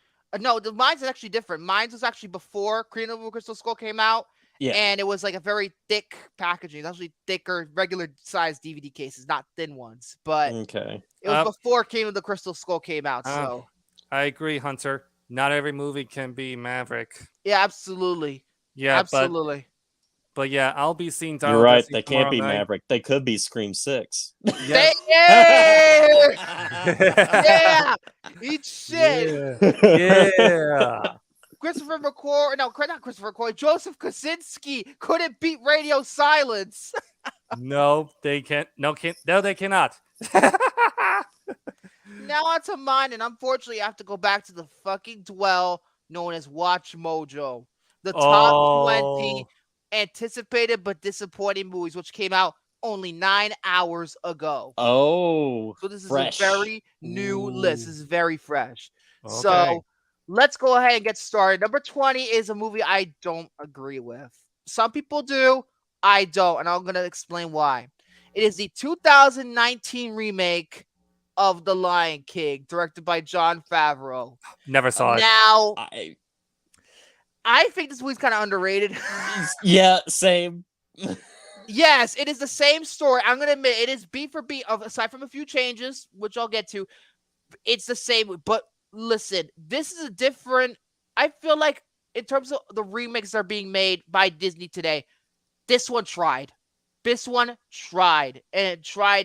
CGI in this movie, say what you want about it, it's fucking amazing. It's amazing. Some people say, "Oh no, it's Uncanny Valley." No, stop bullshitting yourself. It's amazing. Well, that's the thing that's the thing I've been hearing. The CGI is fucking fantastic. NPC did a great job with the CGI. It looks better than the fucking water in The Little Mermaid. Fucking James Cameron is the only one who knows how to make CGI water, okay? Mm-hmm. But The Lion King, I really like how it went. I'm gonna need to give it a rewatch, but I really enjoyed it. The only part I didn't really like is that Hans Zimmer's score for this one felt like he was just ripping off his old scores. Like there's a cue. There must be too much of Inception with the cue. I think it's the cue in Inception was called "Time Is Running Out" or something like that. It was right at the beginning of the movie with the opening sequence, like the action sequence. That is stolen, and it's in this movie. And there's also a scene where they use a Rube Goldberg machine, which was not very good. I've heard that Rube Goldberg scene was just trash. That was pretty bad. And I also heard too that Beyonce was like not. Beyonce was not very good. I'll agree with that. It was not very good. I've been hearing. It was not very good. She was not even trying. But other than that, I feel like the rest of the cast was pretty good. Seth Rogen as Pumbaa was actually pretty funny. Oh, that's why I heard. And fucking Billy Eichner, as much as I hate how he is now as a person, he did a good job as Timon. I'll give him credit. Yeah, but Beyonce, you as a lion. And Donald Glover was pretty good as Simba. He was pretty good. But Beyonce, you're not really good at like taking good care of your hygiene. Number 19 is gonna be probably controversial to some. The Hobbit, The Battle of the Five Murrays, which I can't comment on because I've never seen this. I've only seen the first one. I like them all. So there you go. Yeah. I'm only gonna. I heard some people really like the Battle of the Five Armies, though, especially like the extended edition. Apparently, Yeah. is a lot better. Like It's by far like the weakest one. It's yeah, because she went to Edge of 4. He did find a scar, and I will not say anything about the Be Prepared sequence because there's a reason why that is half-assed. Why the Be Prepared sequence is half-assed, and I'll say why. They added it back in the movie at the very last minute because people were complaining because it was not supposed to be in the movie. Be Prepared was not supposed to be in the movie at all. None. Not at all. They cut it for dramatic purposes, and they were forced to put it back in because people complained too much. That's what you get. You want to Be Prepared. You got the worst version of it. So that's a scene. Congratulations. That's a scene I saw too, and I was like, congratulations. Wow. Yeah, you did. That's why they did it because he didn't even try in that scene. It's because they added it at the last minute, at the very last minute. Oh, so thank the Disney fucking what did Ibarra call them? The Disney adults, those fucking horrible. I don't remember. What who sold the water to Splash Mountain? I don't remember. Number 18 is a movie I call bullshit with Tron Legacy. No, it's better than the first one. It is better than the first one. It is. Tron Legacy is so underrated. It is better than the first one every stretch of the imagination. The first one's dated as fuck. Even too, when I was like rewatching the original, I would sometimes feel bored at it. Too. Yeah, I felt the same way too. Yeah, right.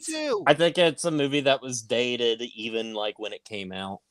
Exactly. In a way, yeah. But Tron Legacy is a little bit more timeless. Yeah, some of the CGI with the de-aging is not that great, but the rest of it is very good. Oh, the de-aging with Jeff Bridges? Yeah, with Jeff Bridges. That's an early example of de-aging, too. Yeah, it is. I will give you that. That didn't look too well. But other than that, like Daft Punk with the music. Yeah. Yeah. Daft Punk is fire. Come on. And yeah, they have a cameo. They do have a cameo. Yeah. They appear in the movie. I don't remember their cameo. I think it was in the club. When they were in the club and there was that fight scene, Daft Punk appears in that scene. I would need to rewatch Tron Legacy. Number 17. Oh boy, this is going to be controversial. I'm not going to touch this with a 10-foot pole. Number 17 is Thor: Love and Thunder. Moving on. I'm not touching this with a 10-foot pole. Moving on. I'm not, because fuck that divisive shit. Moving on. Number 16, Godzilla 1998. Roland Emmerich. That's a lot of fish. And I need to get the 4K. There's seriously a 4K Godzilla 98? Yes. Yep. Oh my fucking God. Really nice steelbook too. Jesus Christ. Jared, was there like a upscale like Blu-ray 4K or something like that? Oh yeah, there was that. The upscale, yeah, quote unquote mastered in 4K Blu-ray, which is slightly a regular Blu-ray. Oh my gosh. Number 15, Spider-Man 3, which again I don't agree with, considering how the film got to be made. Thanks Sony for all the interference, but with that being said, I think the movie came out pretty decently. Not as good as the first two, but I think it has its moments. I wonder too if they're going to be also releasing the cut that Hunter Hughes was bringing up. No, I think that's never going to be made. It's never, the Raimi cut's never going to be made. Remember, Sony fucked with it from the very beginning during that production. I know, but where's Mike Craven cut? Damn it! Thank God for Doctor Strange in the Multiverse of Madness when you have full creative control. Thank God. Thank you.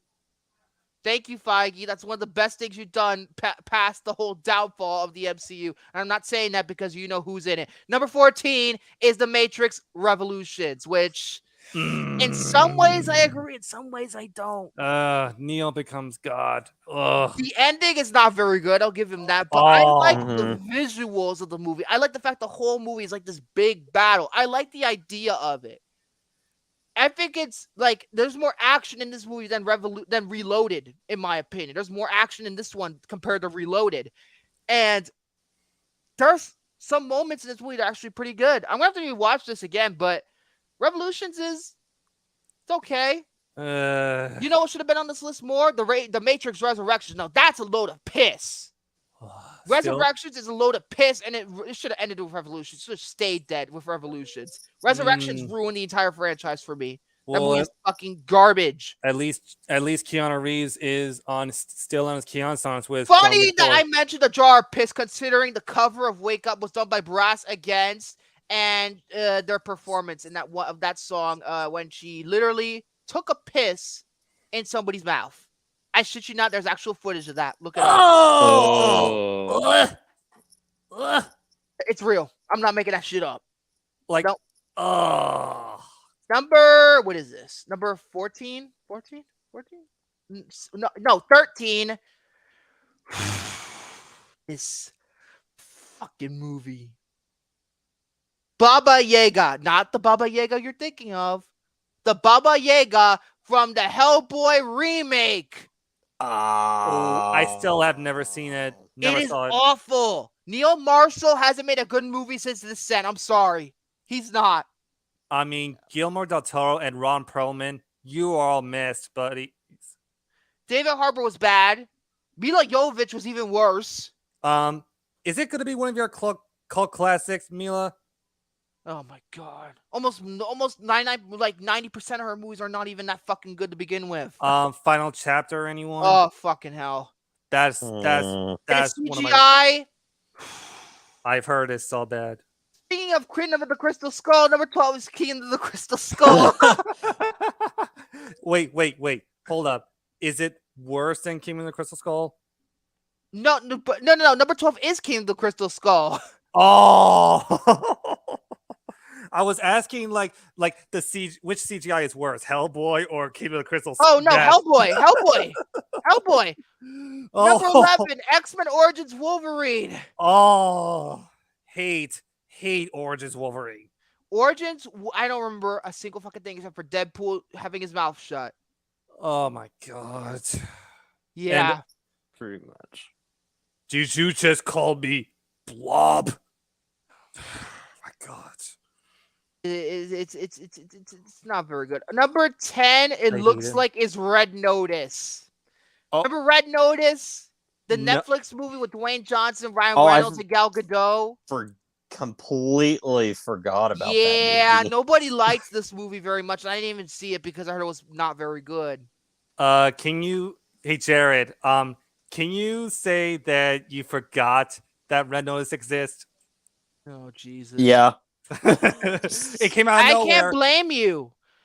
The only thing I remember about it is that whole WWE Survivor Series thing where fucking Vince had to force the fucking promotion commercials for that movie during that fucking show, like a plug in for that stupid movie. Number 9 is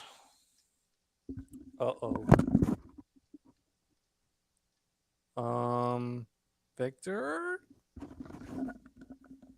Save Marfa.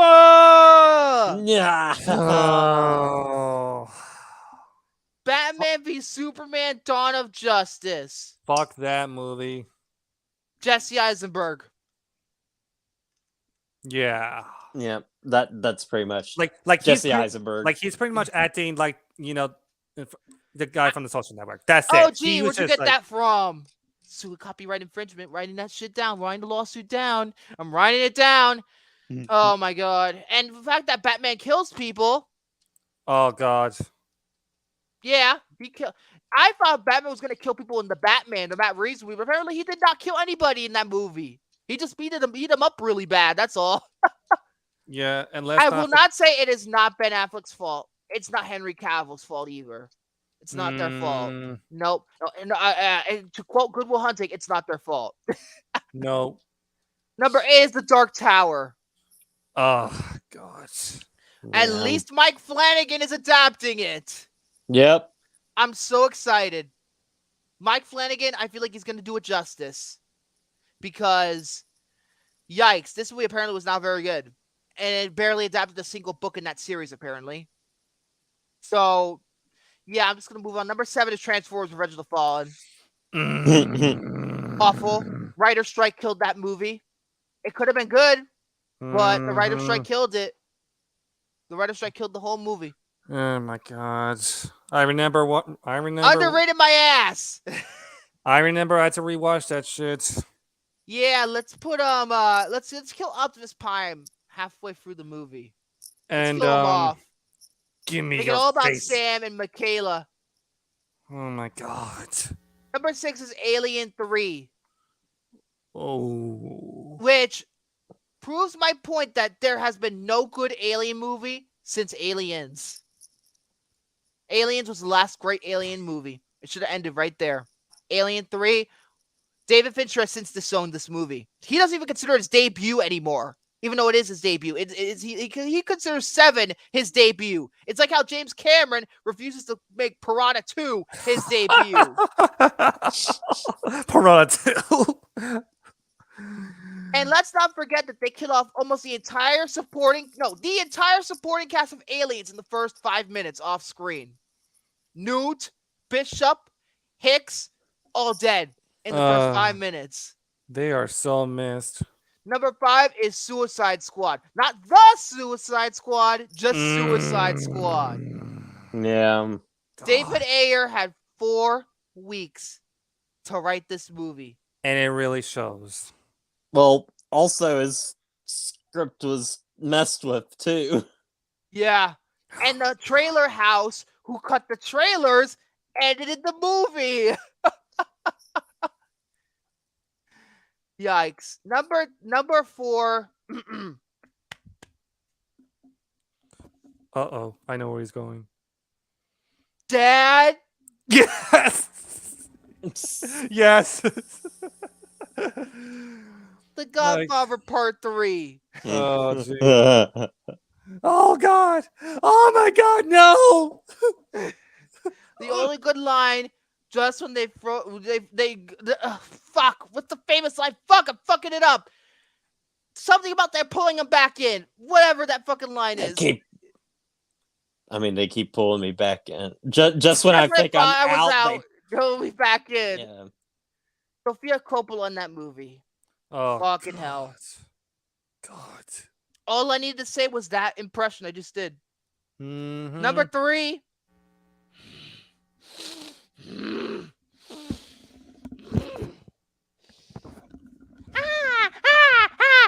this, Misa that, Misa this.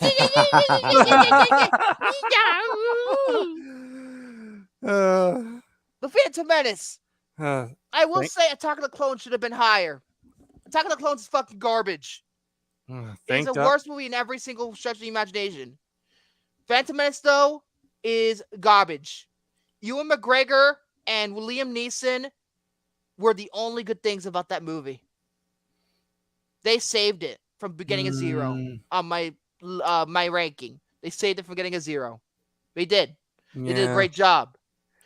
Other than that, this movie's fucking boring. And I will say this, though, too. Admin Best improved himself with Mando. He did. He did. Yeah. And Keira Knightley, what the fuck were you thinking too? With the fucking decoy. Oh my god, that performance is horrible. Number 2, Fant 4-stick. No. Fant 4-stick. What is there that needs to be said? The worst superhero movie ever.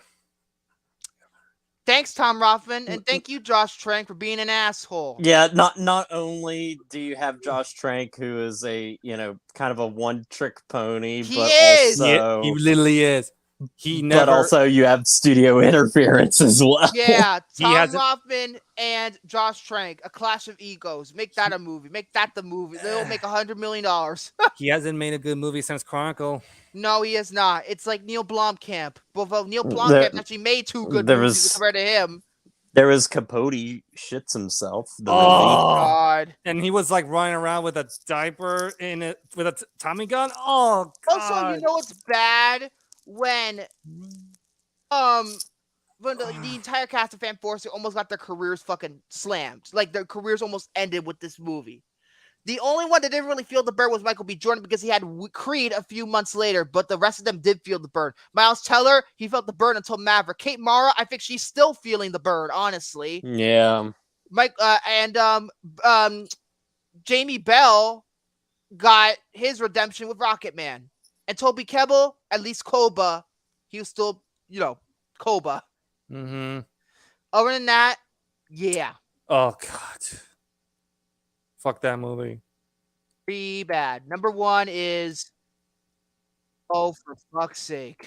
a movie we reviewed on the show. Wow! It just takes 5 people to move a fucking rock. You go like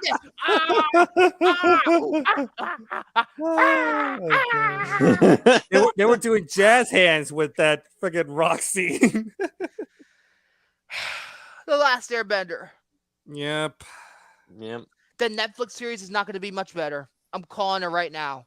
It's not going to be much better. So yeah, that's it. And that's the list of if I could add a couple that should have been on here. The Matrix Resurrections, that should have been on here. Oh, The Predator. That would have been a good Oh my one. god. The Predator. That would have been a good Oh one. my god. I was so looking forward to that movie. Same here, man. And then look what happened. Oh It my took Dan god. Trachtenberg to fix the whole fucking thing. And let's not forget the Predator Killer. Oh my fucking god. What's a worse Predator movie? That or Requiem? I don't fucking know. I'm still saying Requiem. Requiem, at least, yet again, the Predator, I'll give him this. You can actually see it. You can see what's going on. It's visible. You can actually see it. Requiem don't see shit. Requiem's probably a worse movie, but like Requiem the is a worse movie. Predator- It goes for broke shock Predator value. is more Look at the offensive. scene where with the pregnant woman in the hospital. Isn't that's just shocking for the sake of being shocking? It just goes for broke with shock value. It's an exploitation movie. That's an exploitation movie. And the characters in AVPR are basically stock teenage drama bullshit, except for some of the adults. They're pretty much the first 10 minutes of Requiem is a teen drama. I wish I was making that up. It's One Tree Hill meets Alien and Predator. Wow. It's wonderful. And another one I would add this to. Funny because we're about to mention this movie, this franchise. Fallen Kingdom and Dominion. The less I say about Dominion, the better. Yep. The less I do. Although I might fucking diss them. Oh no. The Grimace Shake. Oh no. The fucking Grimace meal. Oh god. From McDonald's. Yeah, I'm not gonna chase that purple fucker. I went to a McDonald's just to get the shake, and the guy was like, "You have to get the meal to get the shake." And I looked up online, and that is not the case. He was just dumb. You lie. I wish I had a clip of that. You lie. Next time. Next Another time. one I would add. Josh Whedon, what were you thinking? Justice League. Oh, yes. Yes. I would add that too. Josh Whedon, what were you thinking? People would say Age of Ultron. No. There's so much good in Age of Ultron that I would highly disagree. Because a lot of people think Age of Ultron is still disappointing to this very day, but no, I feel otherwise. No. But anyway, before we review Jurassic Park, here are these commercial breaks. And I added anecdotes on the bottom of the first commercial because I wanted to prove a point that this first commercial is hypocrisy turned up to 11. So please enjoy. Boom! Last Action Hero. What do you think of anyone who doesn't see this movie? Big mistake. I love this place. I think it's the biggest movie of the summer. And now when you go to Burger King and order a flame-broiled Whopper with large fries and a medium drink, you get this Last Action Hero 8-Action Cup free. Like him, you can be large and in charge. So see the movie and collect all 4 cups. It's your way right away. I love this place, and I'm going to see the movie. In Jurassic Park, the place to go to satisfy a Tyrannosaurus-sized hunger is McDonald's, where something big is happening to your favorite extra value meal. Dino-sizing. For just a little more, get dino-sized fries and a large drink in one of 6 free Jurassic Park collector cups. Dino-sizing. What you want is what you get at McDonald's today. And now at McDonald's, dinosaurs come to life on 6 Jurassic Park collector cups. Get one free when you buy a large drink or dino-sized extra value meal. But hurry, before they're extinct. And welcome back. What? Dino-sized fries. You're going to get fat with that kind of shit, bro. You're fat. You're going to get fat. That McDonald's is promoting obesity. Maybe Super Size Me was right all this time.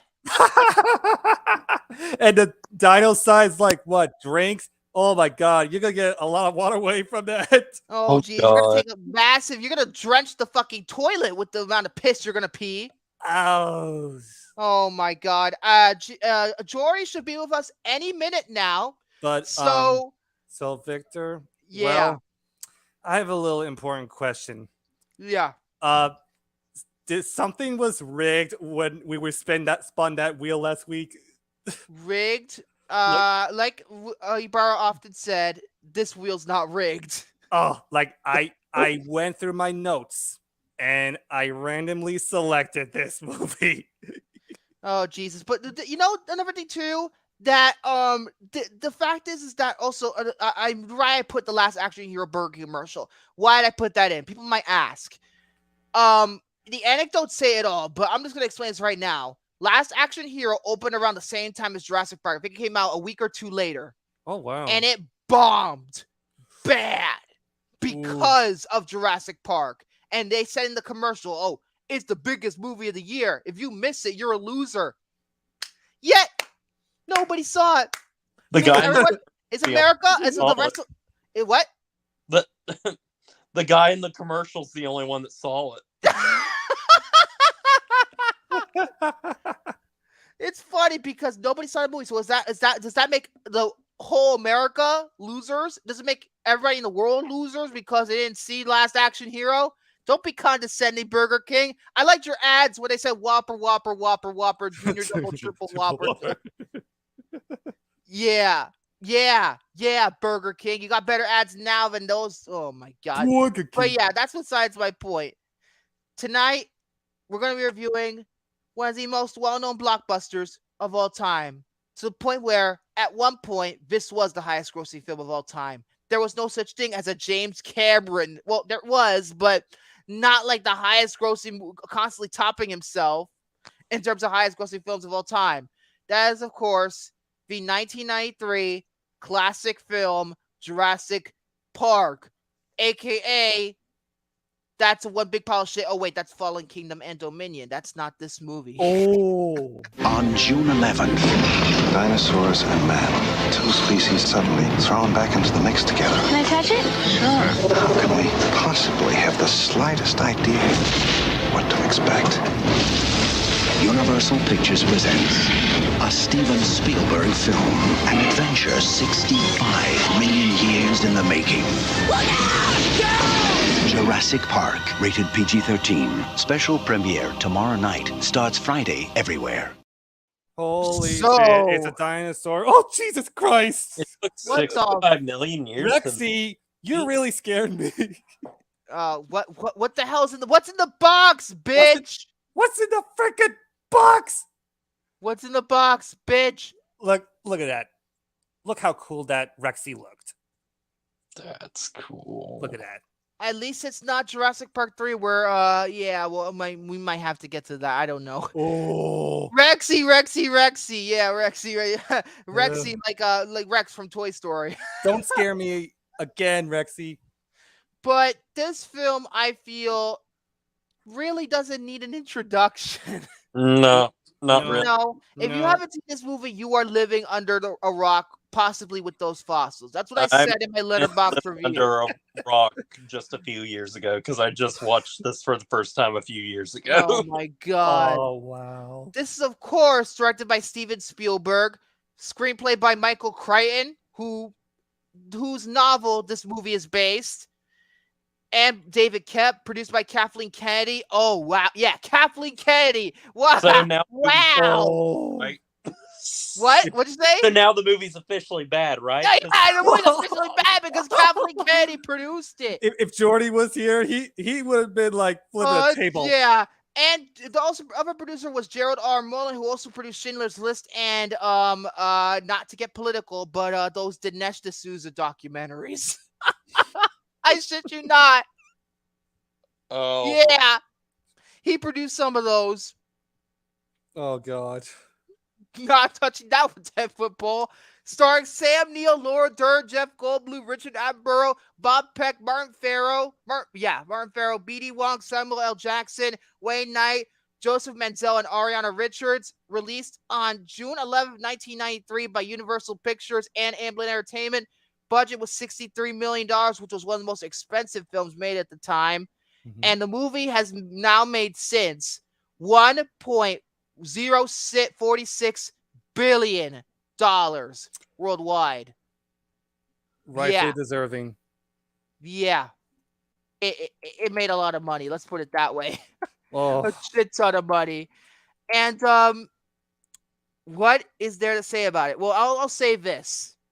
The premise. In Steven Spielberg's massive blockbuster, paleontologist Alan Grant and Ellie Sattler and mathematician Ian Malcolm are among a select group chosen to tour an island theme park populated by dinosaurs created from prehistoric DNA. While the park's mastermind, billionaire John Hammond, assures everyone that that's a different fucking movie. The facility is safe. They find out otherwise when various ferocious predators break free and go on the hunt. 8.2 out of 10 on IMDb, 91% on Rotten Tomatoes, and on Letterboxd, I believe has a 4.1. Yeah, 4.1 out of 5. So, how can I start this? You know, this is one of those films where everybody's seen this movie. I mean, everybody has. At least I feel like everybody has. And this is one of those films that really popularized the summer blockbuster. The summer blockbuster is not the same without this movie. It's funny because Steven Spielberg is the king of blockbusters. And he's made several in a row that are amazing. But this film goes down in history as arguably one of his greatest works. Arguably. And to think that, I believe, 6 months later, in very late 1993, he would do Schindler's List in the same year. Yeah. Talk about rage. Yeah. You made me so happy, so filled with wonder with this film, and then he just wanted to depress everybody 6 months later. Yeah, but Schindler's List is arguably even better than Jurassic Park, arguably, which I would say it is, but that's besides my point. Jurassic Park, I feel like, how can I start with this? We have to start with the novel. Michael Crichton wrote the novel in 1990, and several studios were in a bidding war before the novel was even, for the film rights, before the book even came out.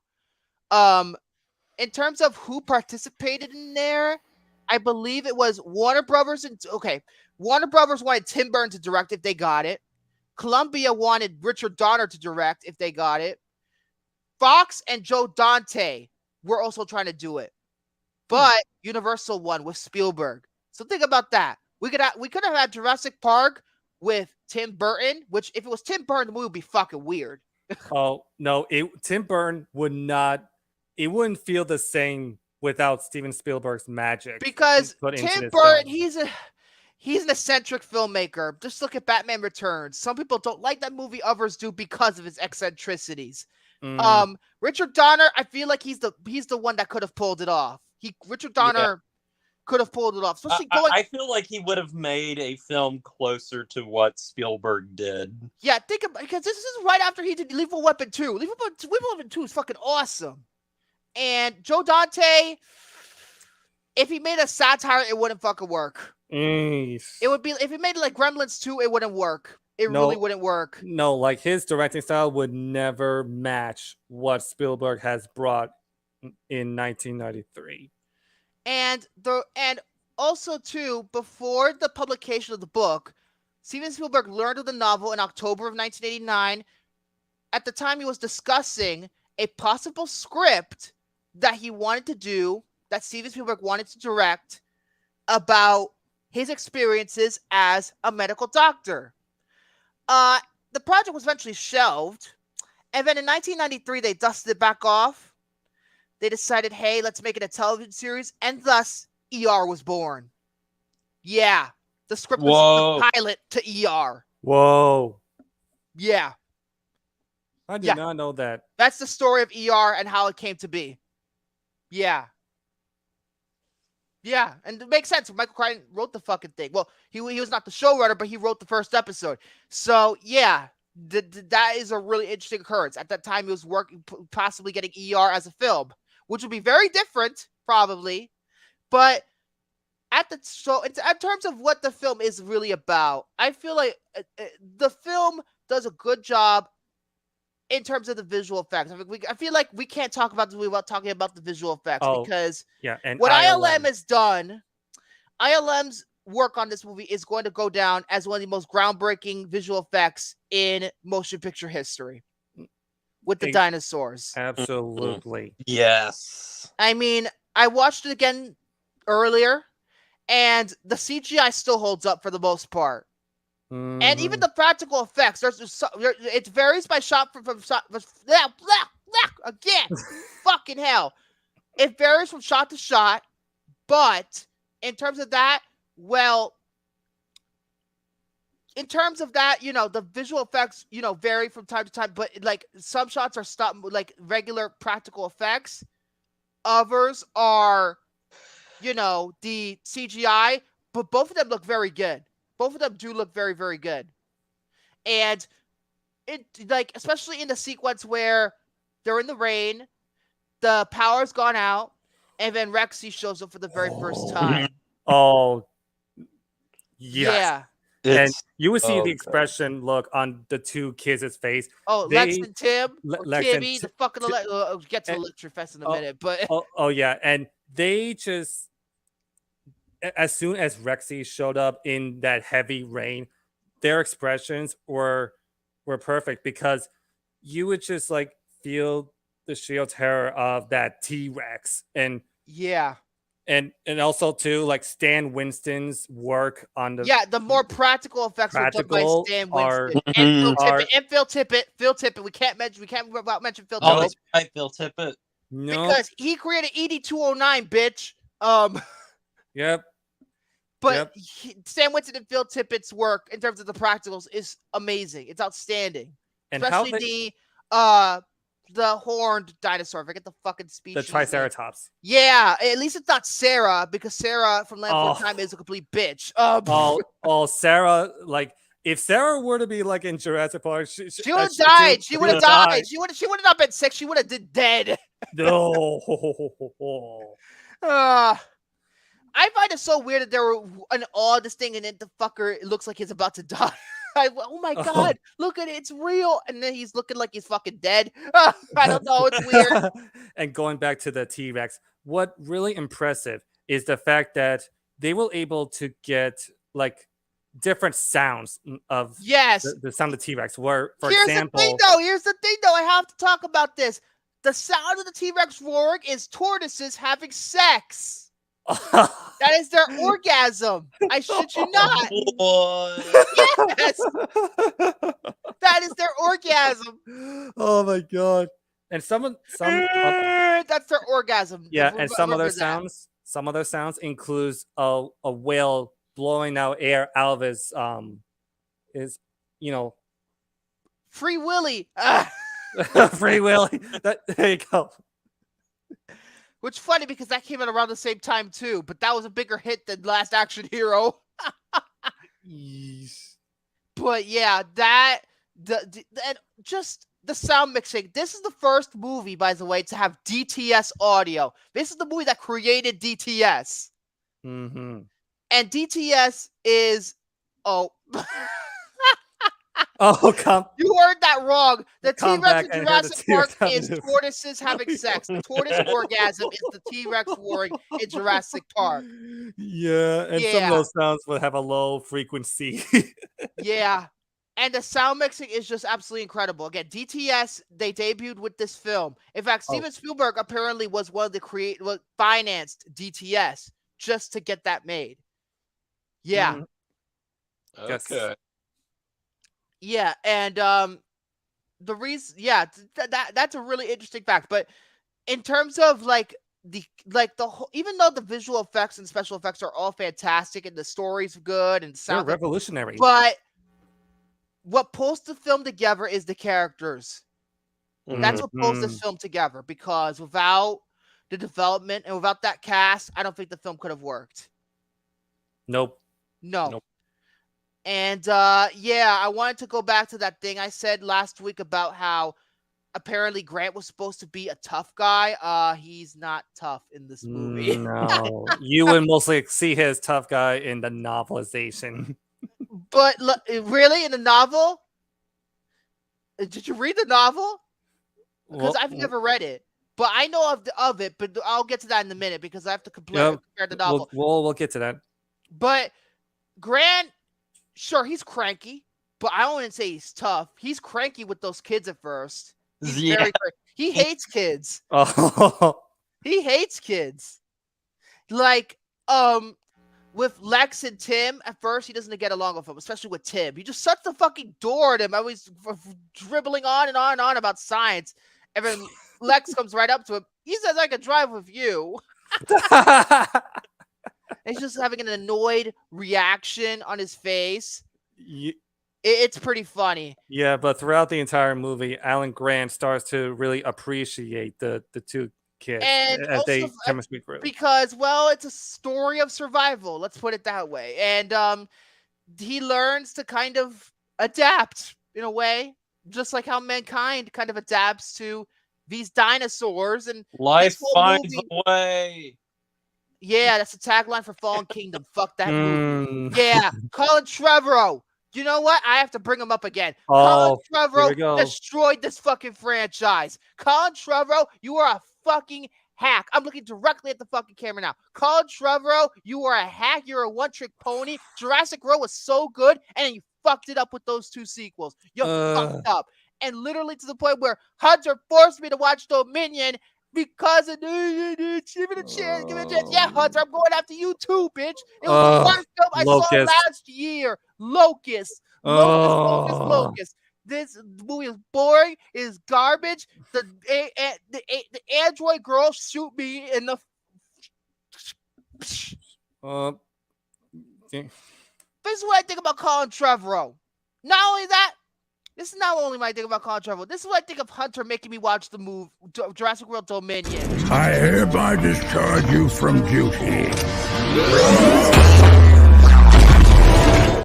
Oh my God. You do. You do deserve that. You do. I thought you were gonna pull up like with Anakin going, I hate you. You know what? I have that right here too. I hate you. Thank you. Yeah, meanie. Anyway, back to this first movie. This movie is one of those times where I'm surprised Jordy's not here with us. Yeah. He said he would be here at 9 o'clock. It's 9:12, and we have to get out of here at 9:45 because one of David's friends is doing a play-by-play of the MLB of an MLB game tonight at 9:45. What the fuck? You said you would be here at 9. You betrayed us. You betrayed me. You're not good. We're all fed up in this world. Well, with it being Jordy, I'm sure there's a reason. So. Yeah, but with that being said, I feel like also this film does a good job with the characters, like I said about Grant.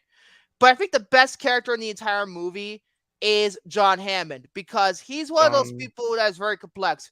Yes. In the novel, he's a fucking asshole. Oh, he's a villain. And he's a greedy completely too. Greedy asshole. In this movie, he's like the Walt Disney type. You understand where he's coming from, and you see that he has good intentions. It's just that they're flawed, and he has to pay the price for it. Yeah, And especially that's the after movie deals with. after that thunderstorm, and look what happened to the whole security system throughout the entire park. Yeah, it reminds me of a great scene in the movie, which is about halfway through, where he talks to Laura Dern's character about why he decided to create Jurassic Park. And that is That- one of the best scenes of the whole movie. That might be my favorite scene. I love Well, that scene. There are so many scenes I can actually pick for one of my favorite And it scenes deals in the with movie. themes of, say, playing God. That's one of the major themes of the movie. Basically, that's what Hammond's doing. He's playing God. And, how do they deal with that? How do these casts of characters deal with the fact that dinosaurs have been brought back from extinction? It deals with those kinds of morality kind of questions. And it's a very interesting way of looking at, say, capitalism, but in a way that's still entertaining, at least to me. Because, sometimes you can be a little heavy-handed with that kind of message, but I feel like this movie's not really heavy-handed. It has a heart to it. Mm-hmm. And memorable characters, and it is a little bit science-y in the first, like, with the word terminology. If you ever seen ER, you know what I'm talking about, because it does the same thing. But the first hour, it's pretty much explaining how these dinosaurs came into be with the whole Mr. DNA sequence. And the frog in that sequence looked like Oh my god! like you were mentioning in the film form, and Yeah. they used the same exact animation from the opening credits of George of the Freaking Jungle. It's the same animation team. I shit you Same not. animation It's the team, same and I was animation like, team who did the opening credits wow. of George of the Jungle. It's the same animation team. That's why it looks the same. It literally does. Like it's like a distinct replica of like that entire opening credits from the other movie. Yeah, but that frog, I'm surprised it wasn't a meme yet. I'm surprised that frog didn't even have like a Budweiser bottle in his mouth. Oh, Budweiser.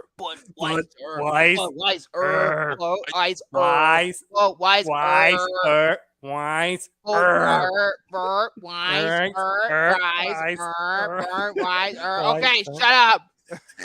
Sorry, I have to bring that up.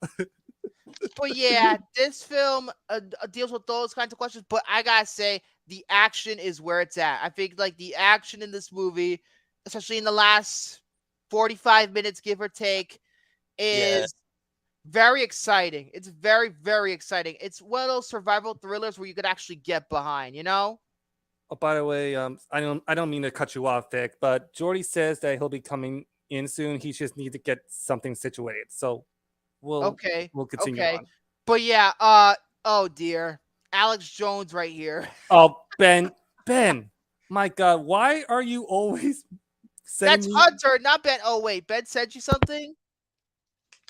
Oh dear. What Ben, why do you... Hunter, not Ben. Oh my God. Echo. Ben, why do you like me so much? George of the jungle, strong as he can be. No singing.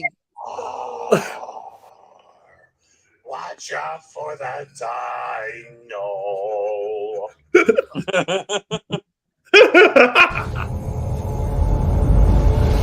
No!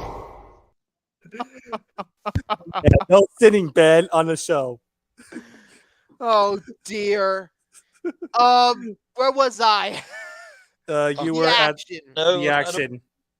Now, like I said before, the action in this movie is really good. The Rexy scene is one of the highlights, and also we have to mention the kitchen sequence.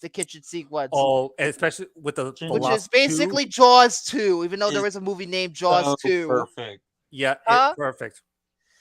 It's Jaws 2. That scene's so perfect. Yeah, it is. It is. It's very good, and I especially love Jello pudding. Yeah, I especially love too, like how the two kids were able to outsmart those two velociraptors in the kitchen, especially when the girl was like inside the like, what do you call those again? Like one of those things that you slide the door down. The pantry doors? Yeah, like one of those, no. I don't know if no. the pantry doors. Why am I thinking of signs right now with the pantry doors? Like she outsmarted them, and the Velociraptor is like just crashing headfirst into the kitchen appliances, and she was able to escape. And that's also like smart moves. And I feel like also too in that well, it's after this sequence, but it's shortly after when Lex has to use her hacker ability to get the fucking door shut. Yeah. She's a techie, I'll tell you that. Yeah, and it's not a stereotype of a nerd. That's like No. that oftentimes, especially at this time, nerds were stereotypes. Not in this movie. Yeah, Yeah. I feel like Movie. She just happens to be very knowledgeable. yeah, Yeah, like Which- every which- character I has their moments. enjoy that.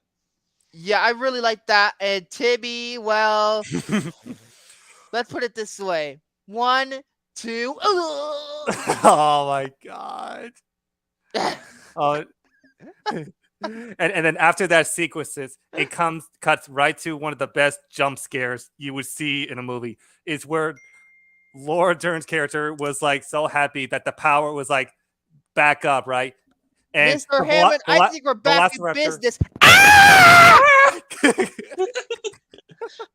if David were to like see this Ken scene, gets like put through the ringer in this movie. Everybody puts through the ringer, but Laura Dern especially. I mean, Jesus Christ. well, hey, like if we were to show David that scene, he would be pissing his pants. Well, there's music in that scene. I think he would be fine. Since there's- Not an A plus plus plus. Until that jump scare happened. I could say that for sure. She's the best child female character in this franchise compared to.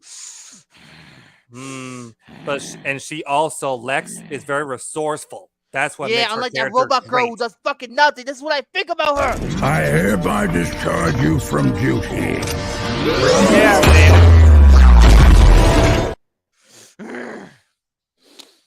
Strap a row.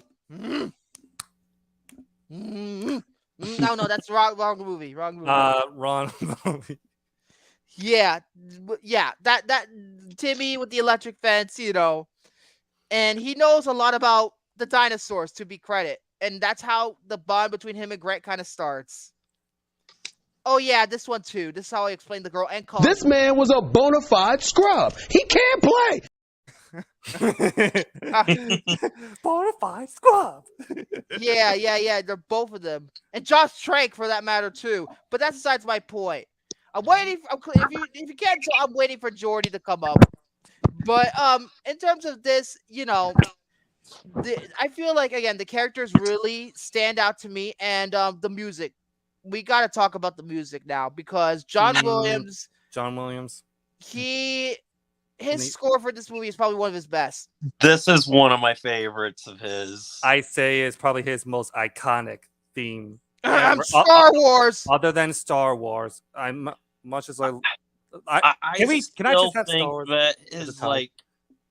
I still think that like his like Sorcerer's Stone, Chamber of Secrets music is my favorite of his, but this is like so close. Oh, yeah, but in terms of that, the music is absolutely phenomenal. The main theme is instantly recognizable,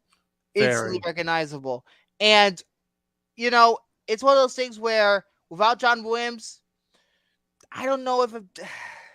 I mean, you see. In terms of the Jurassic Park movies, he did the first 2. Then Don Davis did 3, and I don't remember any of the fucking score for 3. Michael Giacchino did a great job with the Jurassic World, and then he half-assed it with Fallen Kingdom and Dominion, especially Dominion, where I don't remember a fucking thing from it. But this doesn't come close. It's the best score in the entire franchise. Yeah, and also too, like my favorite scene in the entire movie is when you have Alan Grant. He was like sitting in the grass and he was just amazed by the Brachiosaurus just like walking in herds. That is one of the best. One of the most iconic sequences of all time. They're moving in herds. They do move in herds. And John Williams' music is like, oh my God, it's so good. Oh, look who's here. Sorry for being late. It is the man. It is. Well, technically, Justin Williams is the man, but Isn't Becky Lynch the man? Well, the thing is, she has to change her sex in order to be the man, and that goes. Because of Seth Rollins, he has to be a woman now because he's not a man. You know what's funny? This movie deals with that. Jurassic Park deals with this shit because remember, the dinosaurs are able to breed and they're all female, and yet the DNA, something in the DNA could change them and have intersex. So is the dinosaurs transgender? Is it a transgender allegory? I don't fucking know. I don't think there should be any. I hope I'm not going a little bit forceful with the messages, but I feel like just to be funny, I should mention that. I mean, the thing is, well, the reason why the dinosaurs, for some reason can breed was because, again, like it says in the movie, they put frog DNA within the, within the construct of their DNA. They turned the freaking frogs gay for real, just like yeah, and because frogs can, actually change their sex, type from male to female or female to male. That's the reason why they could breed on that, island. But yeah, I'm trying to. So Jordy, since you came here, might as well discuss your thoughts. My thoughts on the movie as a whole is I think it's very well done. I think the actors were very well played within their roles. I think Samuel L. Jackson was good for. I haven't mentioned Samuel L. Jackson yet. Well, he was good for his minor role in the movie, even though it wasn't that big. You got, I think what's the guy's name? Chris Knight, I think it was. Wayne Knight. Oh my God, Wayne awesome. Knight. He's yeah, awesome. Wayne Knight. I mean, his character showcases how greedy for money he is. I think he's fucking funny though. I think he's fucking funny. And there's no redeemable qualities with him whatsoever, and I think that's perfect given the character he's playing as, and especially the way how he goes out, which is kind of fitting, And as for the other actors who have kind hearts, except for the one that went to the bathroom, looked like he shit himself. Oh my God. Yeah. I'm not as for the other characters, everyone's lovable, I mean, you can't help but love these characters when you're watching the movie. And yeah, I mean, I just think that, this is a very good masterpiece, and John Williams' score for this movie, my God. just like he's done for almost all those Star Wars movies, is very it is a masterpiece. I can't. And as far as the action sequences go, I mean, they couldn't have done a better job with this if they had done something a little bit more mediocre or pretty much AKA Jurassic Park 3. Yeah. And speaking or of Dominion that, or Fallen Kingdom. Well, then again, we're gonna have to review those movies in the future. future. Oh, for fuck's sake! I don't want to review Dominion. Don't make me do it because I will be ranting heavily if we get to Dominion. Ranting and raving. Well, the thing is, Jurassic Park, in my view, should have stayed as a single standalone film. But I can understand why the people, Steven Spielberg. I know why, No, I think it was not Spielberg at Oh, first. was it Universal approached him because they got Universal greedy. did that. Oh, well, I think I know why Universal did. You fucking greedy bastards. Why is Fast and Furious now at 10 films? Well, here's the thing. Universal, they want to capitalize on, the money and the popularity of certain films. It's like the same thing with other people when they capitalize on the Star Wars movie. It was supposed to be a one and done, but then it turned into, a franchise because of its massive popularity. 3 movies. It was supposed to be 3. Lucas's original plan was 3 movies, and now it's supposed to be it. But then No. I mean, like, originally for the idea, it was only supposed to be 1, but because of the script was so big, that's why he decided to separate it. That's originally. But the thing was, the whole thing for the first movie, it was only supposed to be one and done, just like this movie should have been done. But instead, it turned into a very, popular, thing with everyone wearing certain merchandise or making their own custom, things. And then I don't mind the merchandise. I don't mind you going merchandising shit out. I'm just saying, just make it one movie. That's all I have. And it's because of the popularity. That's why Star Wars became the original trilogy that we know and love. And you know what the thing is, sadly, that goes the same for Jurassic Park, because of its popularity. Whenever a movie, only looks like a standalone and it gets so much popularity, not just from the budget cuts or, the gross, attendance and all that, people like in the directors or studios want to invest in these movies to make sure they gain the fan base of how they, did in the original box office. But sometimes it can work and sometimes it can't. I take Back to the Future trilogy, for example.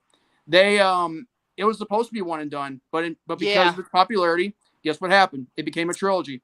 So we cannot, we cannot bash on Universal Studios too much for wanting more. But then again, no, I can bash them all I want because they made Dominion. Fuck Dominion. Well, the thing is, I'm not going to bash on them too much for wanting more. But if they were to go with this in the right way, I would say they should have kept, Jurassic Park as a standalone and nothing else. And Colin Trevorrow, you're a fucking hack. That's all I have to say. Now, as far as everything else goes, now you're almost done with the movie review, right? Well, I was trying to struggle to figure out what I was gonna say. Like we were all waiting for you essentially to kind of speak up in terms of come here and talk about it. But I just watched it.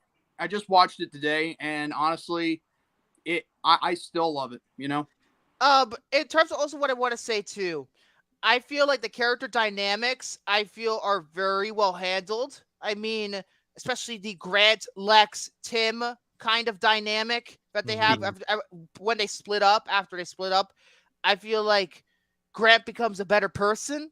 Very. By the end of it. Although Jerry Maguire, he became a good person at the beginning of the movie. Okay, shut up. It's my moment.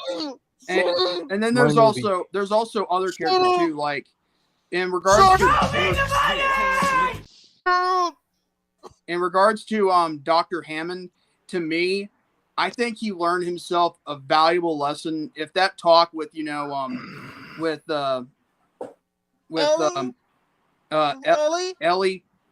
I think Laura Dern's character.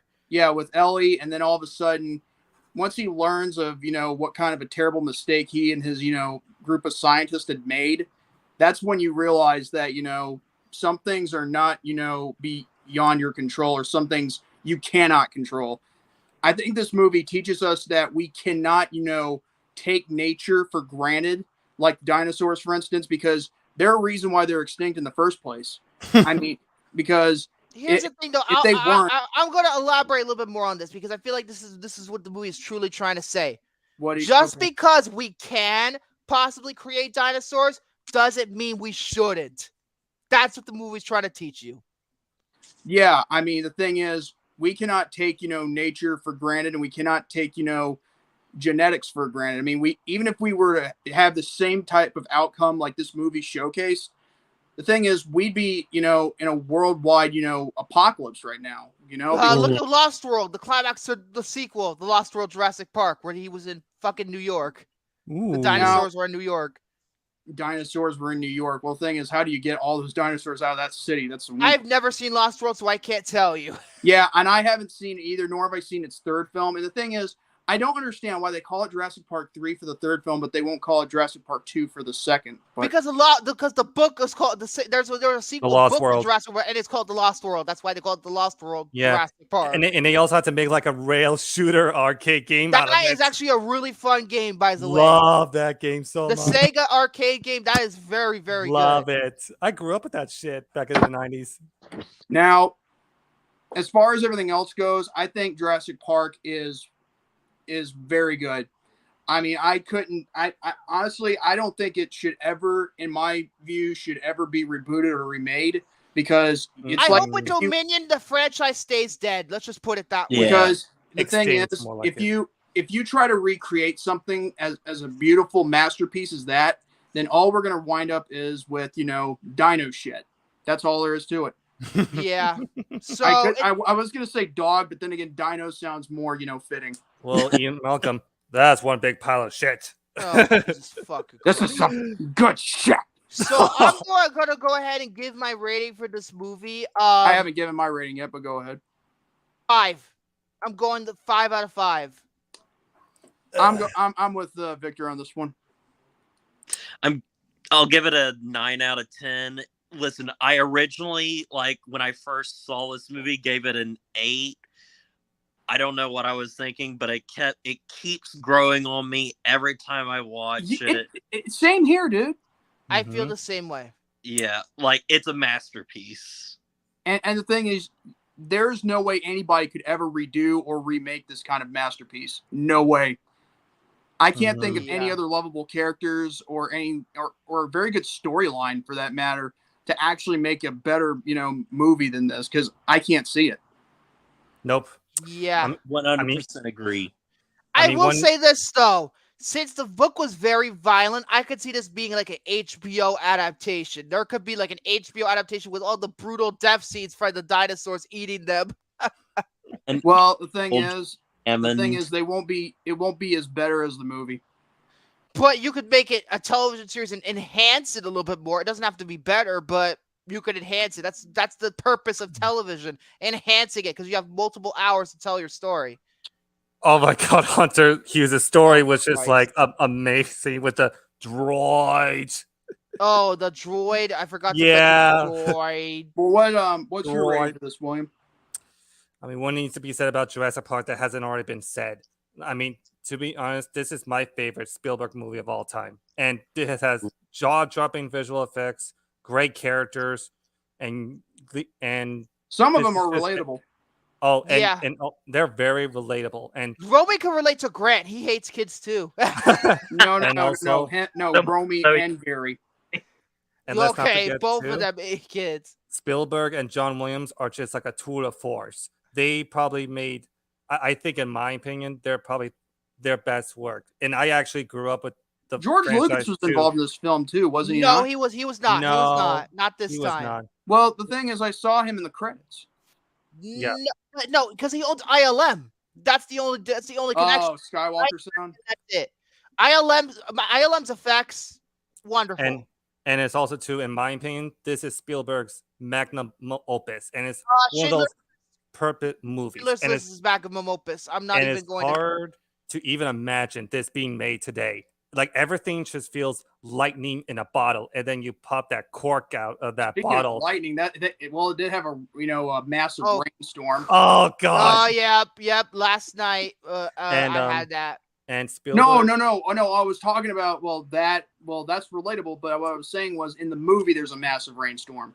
But true, that was a tropical rainstorm in the movie too. And he somehow go get the stick, boy. Come on, go get it. No wonder you guys are extinct. And one thing too, Spielberg somehow harnessed this incredible movie magic and released it to billions of people who loves movies and has this idea to become a filmmaker one day. And that's Jurassic Park for you. So how should I rate this movie? You know what? I'm going one step ahead. 6 out of 5. Wow. Schindler's List is a better movie. That's why I didn't give this movie the 6. but Jurassic Park is still one of the most iconic and memorable movies of all time. Yeah, and I can just watch this movie every. But I can also understand why Steven Spielberg didn't want to do the sequels. Lost World. He did one of the sequels, The Lost World. The Lost World. Yeah, but the third one he didn't, right? No, he did not. Who was it? That's the problem there. Joe Dante? Joe Johnston directed. Joe Johnston. Here's the problem. That is why I can understand why the third one isn't like that much, because the third one is like, other than Dominion, it's like and Fallen Kingdom, it's like the worst of the original movies. It's the worst one, but the Fallen Kingdom and Dominion made it look like fucking masterpiece. I'm just saying, if he was involved in the third one, maybe we wouldn't have to deal with a Jurassic World trilogy, But probably, but 6 out of 5, no question for me. So does that mean the space for Jurassic Park needs to be filled by the Lost World automatically? Yes. Shit. Well, yes. And once we watch that movie, we're gonna have to watch the third one. And then we have to go to fucking Dominion eventually. May God have mercy on my fucking soul. The thing is, not everything in life is meant to have mercy. I know, but I'm saying the pain that I experienced with Dominion, you have no idea. If I fucking trust me, there will be a rant when we get to it. There will be a rant because it's one of the most thoroughly. That's like one of the worst films I saw this decade so far. To be fair, it was your number one. I mean, I know Jurassic World, the first one was. The first Jurassic World is the only good Jurassic World, in my opinion. Yeah, and I mean, sure. I mean, there's some things like here and there that may, not, be good about it, but then again, I'm not gonna lie, it's probably the best of the World trilogy. Yes, the rest suck. I mean, you wonder why I don't have Fallen Kingdom or Dominion? Yeah. In fact, this is what I was going back to tell you guys. Every time when By the way, we have to get out of here at 9:45, so we are having a time limit because David's friend's about to go on the air on this network, so we have to kind of Okay. keep going. No, say what you were going to say first. But yeah, though. this is why studios like to, take advantage and capitalize on certain popularity. But the thing is, sometimes it works, sometimes it doesn't. I mean, if you were to say Jurassic Park was a standalone, but then Jurassic World would have been the ultimate sequel, then yeah, I would say it would have worked a little bit more better, Yeah. So now what's next? Jurassic Universe? Oh, I hope to God not. Fuck Oh, no. I hope not. We're having to deal with dinosaurs on Mars, apparently. Okay, so let's choose our movies to put on the wheel, even though we're not spinning the wheel this week, because remember, we're going to do Independence Day for the next episode as the 4th of July special. Hopefully, we get it together on Monday night. I hope everybody's available. Hold on a second. Yeah. Wait, July 4th is on Tuesday, right? Yeah, I know, but we're going to do it Monday. We're doing it Monday? Oh, okay. Yes, we're doing it Monday because I don't want to do it on Tuesday because we're all going to be fucking busy. Well, yeah, because we're going to be with friends, family. Yeah, I know, but Monday we're going to do it. Yeah, you're not going to wait a week, folks. You're going to only wait a couple of days. But let's get all of our movies. We're not going to spin the wheel, but I want to add them onto the wheel. So, Jared, you go first. 2 movies. Here we go. Prestige. Which? What? Hello, Brobato. What happened? The Prestige. Prestige. Yes. The Nolan movie. Yes. This is our first Nolan movie, everybody. Ooh. All right. What's the second? Give me a second. I'll be right back. Oh, I actually have that movie, but I never seen it. Wait, Jared. What's Eating Gilbert Grape? He said. Oh, that's a great movie. Okay, William. All right. Since we haven't done like an Arnold movie, I thought it would just be 9. No. 1984 is The Terminator. We have too many Cameron movies on our list now. And we have Avatar: The Way of Water, and we have Titanic, but we're gonna put the Terminator. Give me a second, guys. Okay, I need to find something so I can. All right, just get here by the 5 minutes. We have to cut off our shit soon. Well, yeah, but the other one I have is actually his arch nemesis, the 1987 RoboCop. Oh, Paul Verhoeven. Your Speaking of which, the first of my movies is a Paul Verhoeven movie, and it's another movie about people. Scientists playing God. It's Hollow Man. Oh, nice. Or according to Hunter, no. And the second one I wrote down was "Give me back my son" or Ransom. Okay, so 2 movies. All right, Jordy. So I'm gonna go with ones on the top of my movies list on Apple Movie. Or Okay. Apple TV, whatever you're going to call it. Yeah, I have Apple TV as well.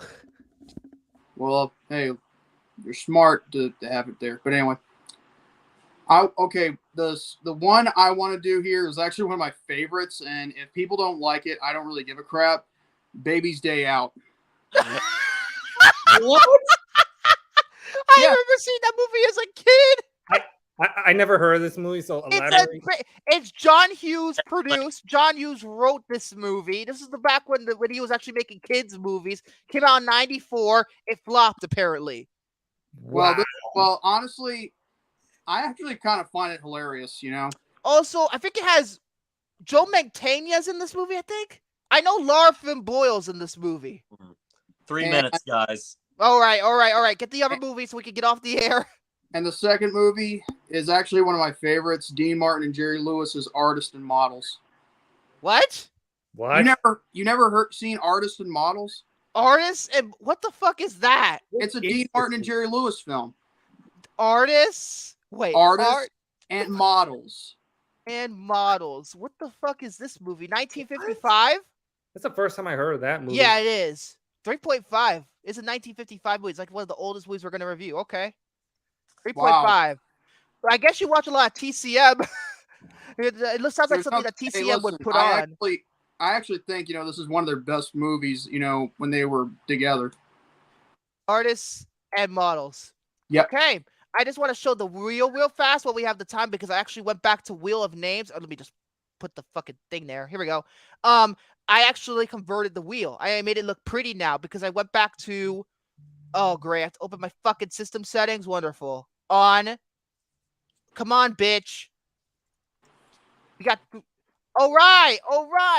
Oh no, I have to quit the fucking screen later. Fuck you. I'll do that later. But I'll show it to you all next week about the new wheel. Next Monday. Yeah. Oh yeah. Oh no, there we go. Oh, there. Oh, you got our move. Oh, you got our Oh movies, my the one god, we that's picked. so huge.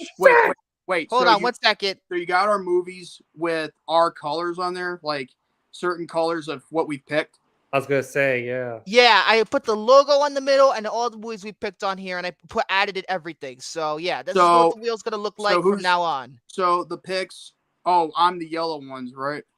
Oh no, it's just random order. Well, I'll fix that in terms of which ones get which and which ones get picked. We'll figure that out. Green.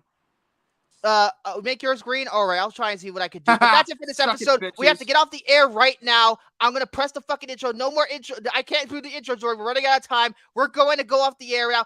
Please join us Monday, 8 p.m. Eastern Standard Time for the next episode of the Popcorn Panel Podcast, where we're gonna review Independence Day with the 4th of July special. Yeah, thank you. Goodbye. Someone press the fast forward button. Good night.